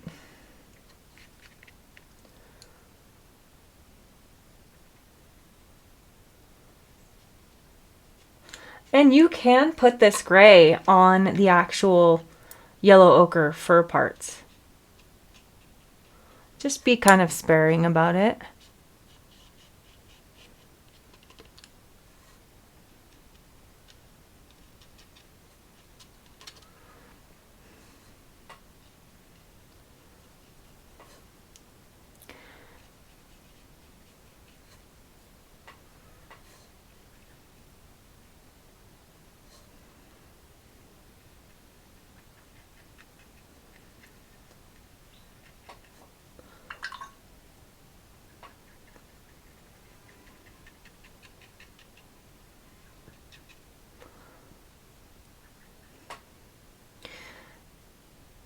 And we're on the finish line. So all I'm gonna do is add some more gray to some of the shadow areas that need it.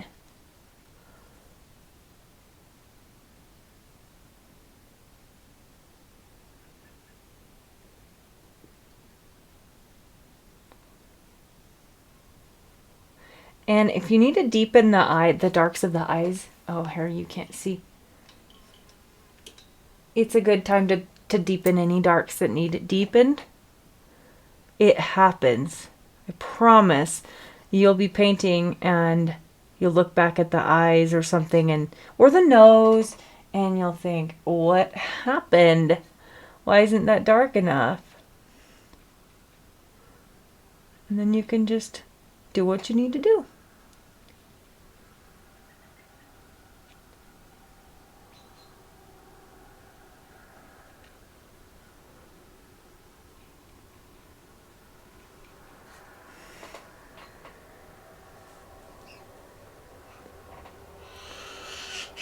Deepen the mouth for sure. I've got to deepen the mouth. We want that beautiful deep contrast, don't we? Between the lights and the darks.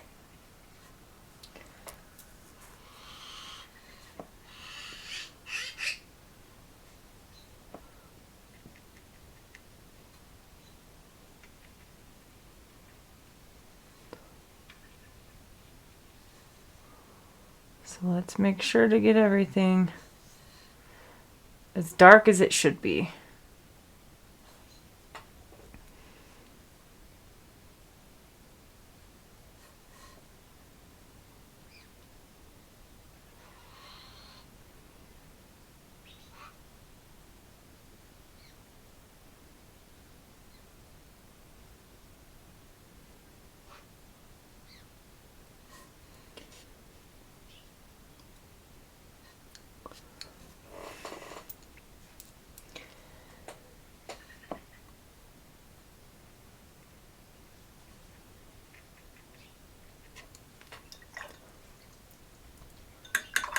if you add something that's too dark, wash your brush, soften it, and then maybe lift some of it if you need to.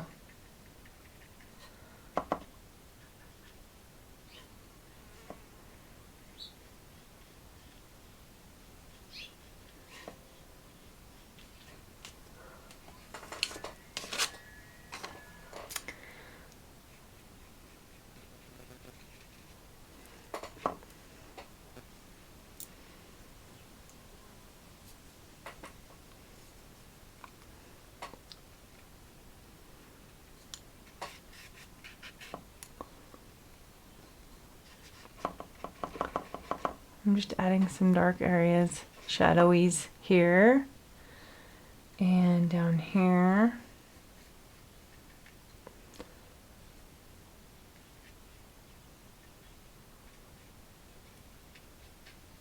The brush work really comes with practice.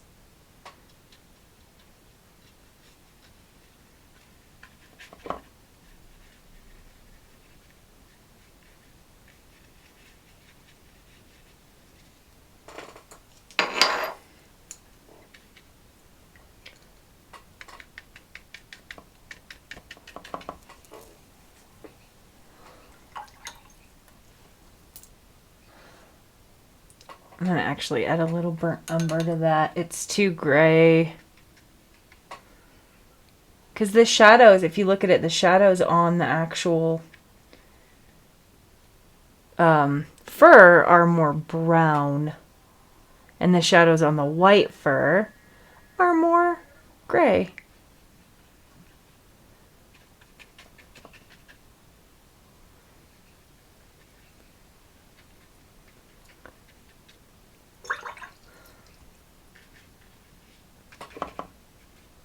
Okay, if you're not sure if it's done, what I like to do, take a picture of it.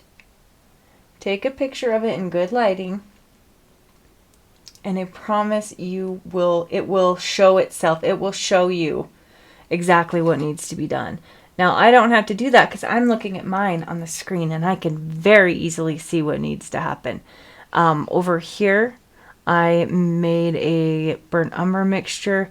This has got to be darker.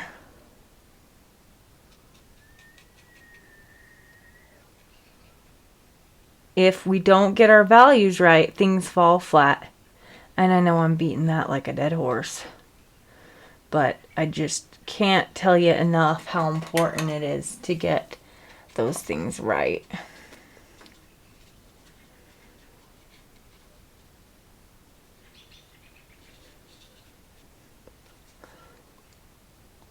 And obviously highlights are super important as well. Like this right here.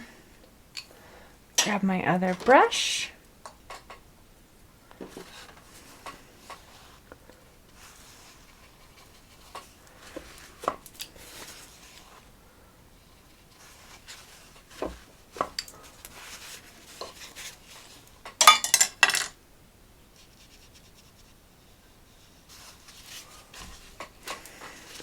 Okay, this is the fun part. Anywhere that you feel is too dark, play around with lifting. So for example, maybe right here, I could lift just a touch.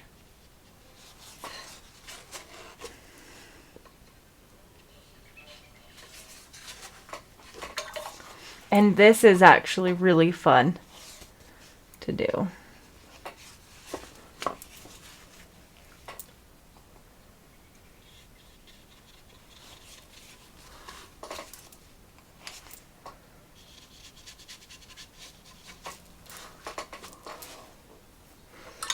See, isn't that just bringing out things out so much more? Like up here.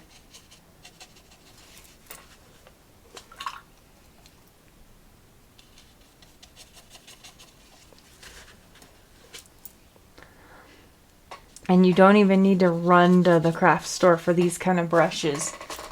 Check your art supplies, I know Walmart has this brand, Royal and Langnickel.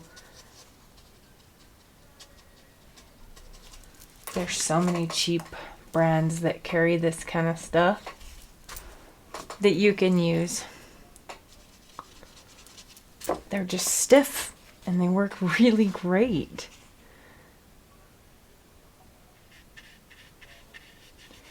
So knowing where to lift is up to you. It's just about looking at things, looking at your reference, and trying to decide what needs to be done and where. Okay, I wanted to talk about over here real quick. I'm gonna add just a touch of gray and then soften. Maybe here.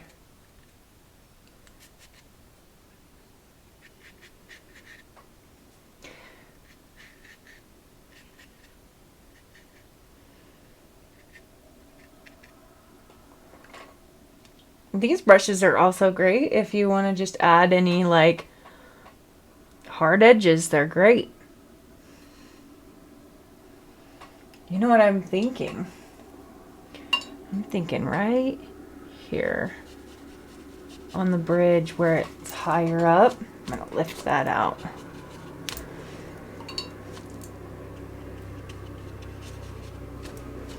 There, look at that. Look at that. Okay, I'm really happy with mine. I'm sure I could keep messing around with it forever. It's hard to know because if you keep going too long, it's going to end up looking overworked. So I'm going to deepen a little bit of this ear here just to give us some contrast, a little bit more depth. But there comes a point where you have to just be done.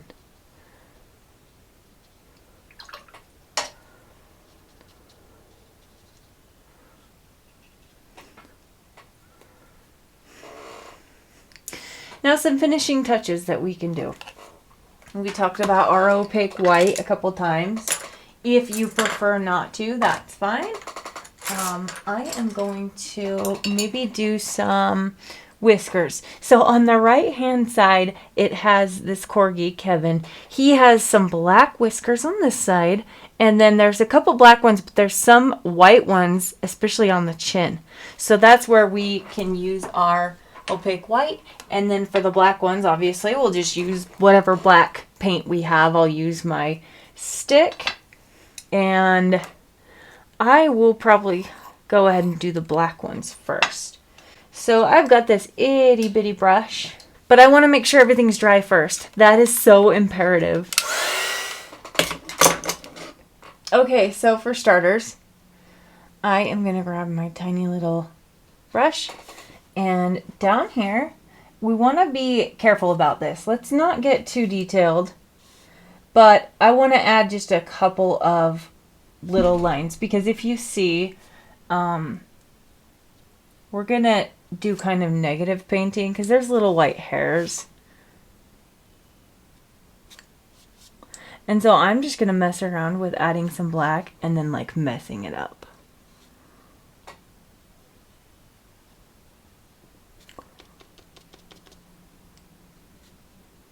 We also, I just realized, have a little shadow right here.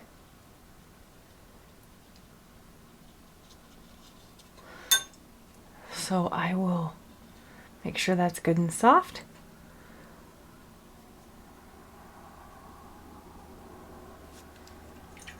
And this is kind of the time where I fix anything that I'm noticing as I'm doing this.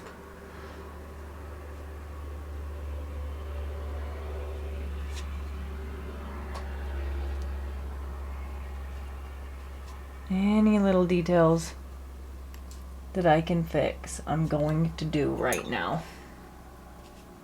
Like this little smile line needs to be darker. I want it a little more indented so that Kevin's so happy. He's a happy Kevin.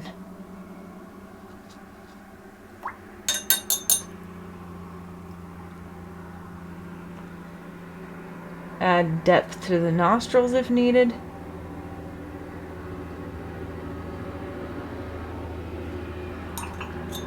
help.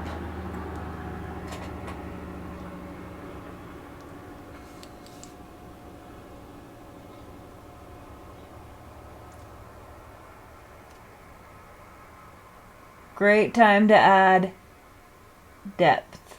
Just adding a little more darkness anywhere that needs it. Okay, this is just such a great way to do this.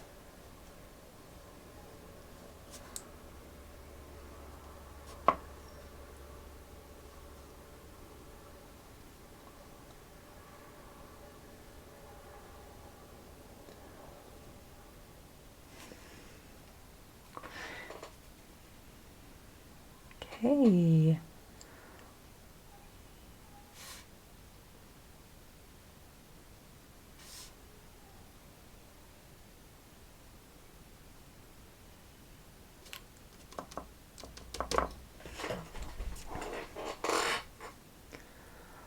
All right, let's practice our whiskers on a separate sheet of paper.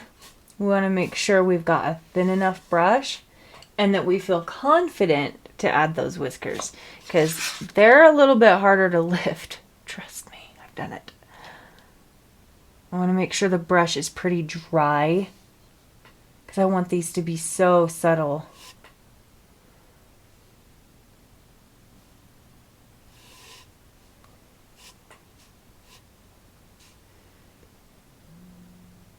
And if you mess up like I just did, oh my gosh, how embarrassing. Just quickly re-wet it. Because we don't want to lift the stuff underneath, but we can, if we work quickly, we can lift that back up. Oh my gosh.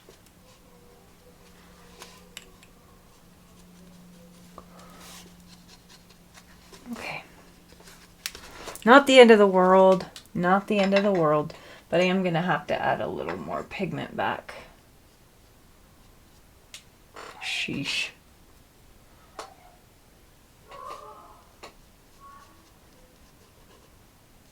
Alright, like I said, do as I say, not as I do. Now it's nice and subtle. Oh, also, if these are too dark, just gently wet them and then like not rub them or anything. We're not trying to lift them. We're trying to settle them out a little bit. Just chill them out. I just don't want hairs that are like... Black hairs bug me sometimes because I'm like, ooh. Maybe instead of black, if you do gray, like a watered down black, they're a little more subtle. So, for example, there we go. And now I can add a couple here.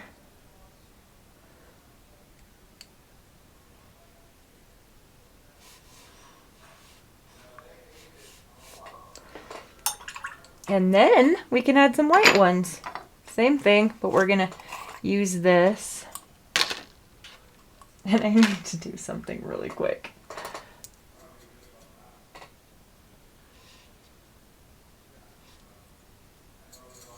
I gotta fix my mistake. It has to be done. I swear that's like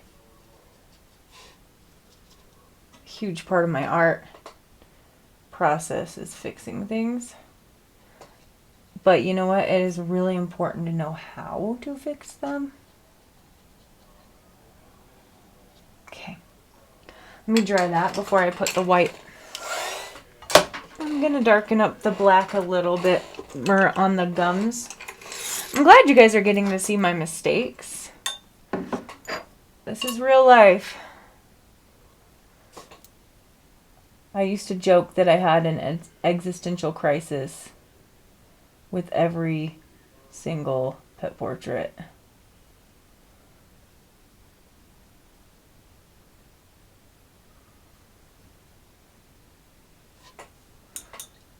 Okay. Making sure my brush is good and clean, and I can grab some of this bleed-proof white. I have heard that Copic white is really good, but I have not tried it.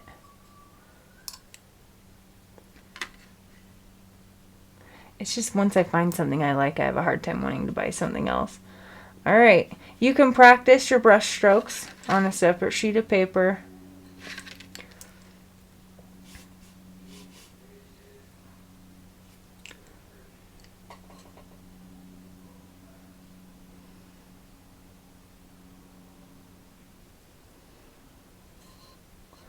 And just do a couple. Doesn't need to be too much.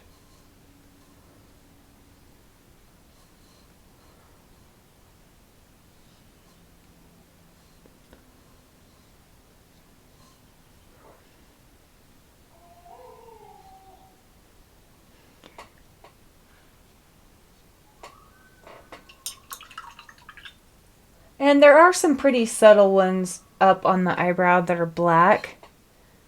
So if you do decide to do those, which I will, I'm just going to go really subtle. This is just a watered down gray paint. And isn't that so much more subtle than the black ones I did on the face? Hopefully you guys can avoid making the same mistake as me. Because the whiskers, like, you don't want them to be super obvious. You want them to add to the painting, but not be the focal point. Alright, I think I'd like to go ahead and remove the tape. It's dry. One way you can tell is kind of feeling the paper after you've dried it. Let it sit for a second. If it feels cool at all, it's not dry. And you want to wait to remove the tape till it is completely dry. Otherwise, you're going to have like even worse buckling. And I have a little bit of buckling, but not a lot. So I'm going to go ahead and do the satisfying tape peel. You always want to peel the tape away from the painting. Otherwise, it rips. So right here, and it also depends on the paper quality. Go away from.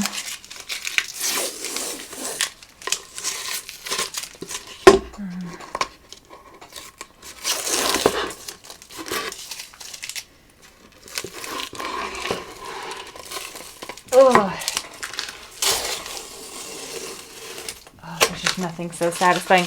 It is not as satisfying because I have pencil lines I had made. I don't normally do that. I was gonna stretch this paper proper, but I did not because it felt kind of silly.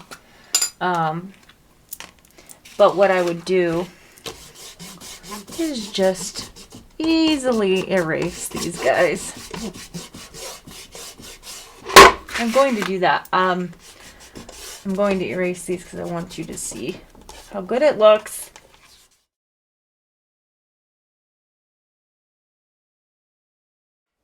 All right. There's Kevin. Oh, one last thing. We gotta sign it.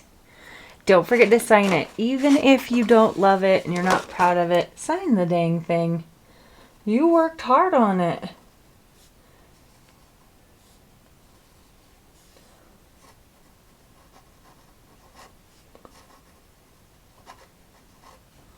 And then I always put the date. I just put the month and the year. It's always fun looking back. But anyway, I had so much fun painting Kevin, and I hope you guys did too. If you have any questions, please email me.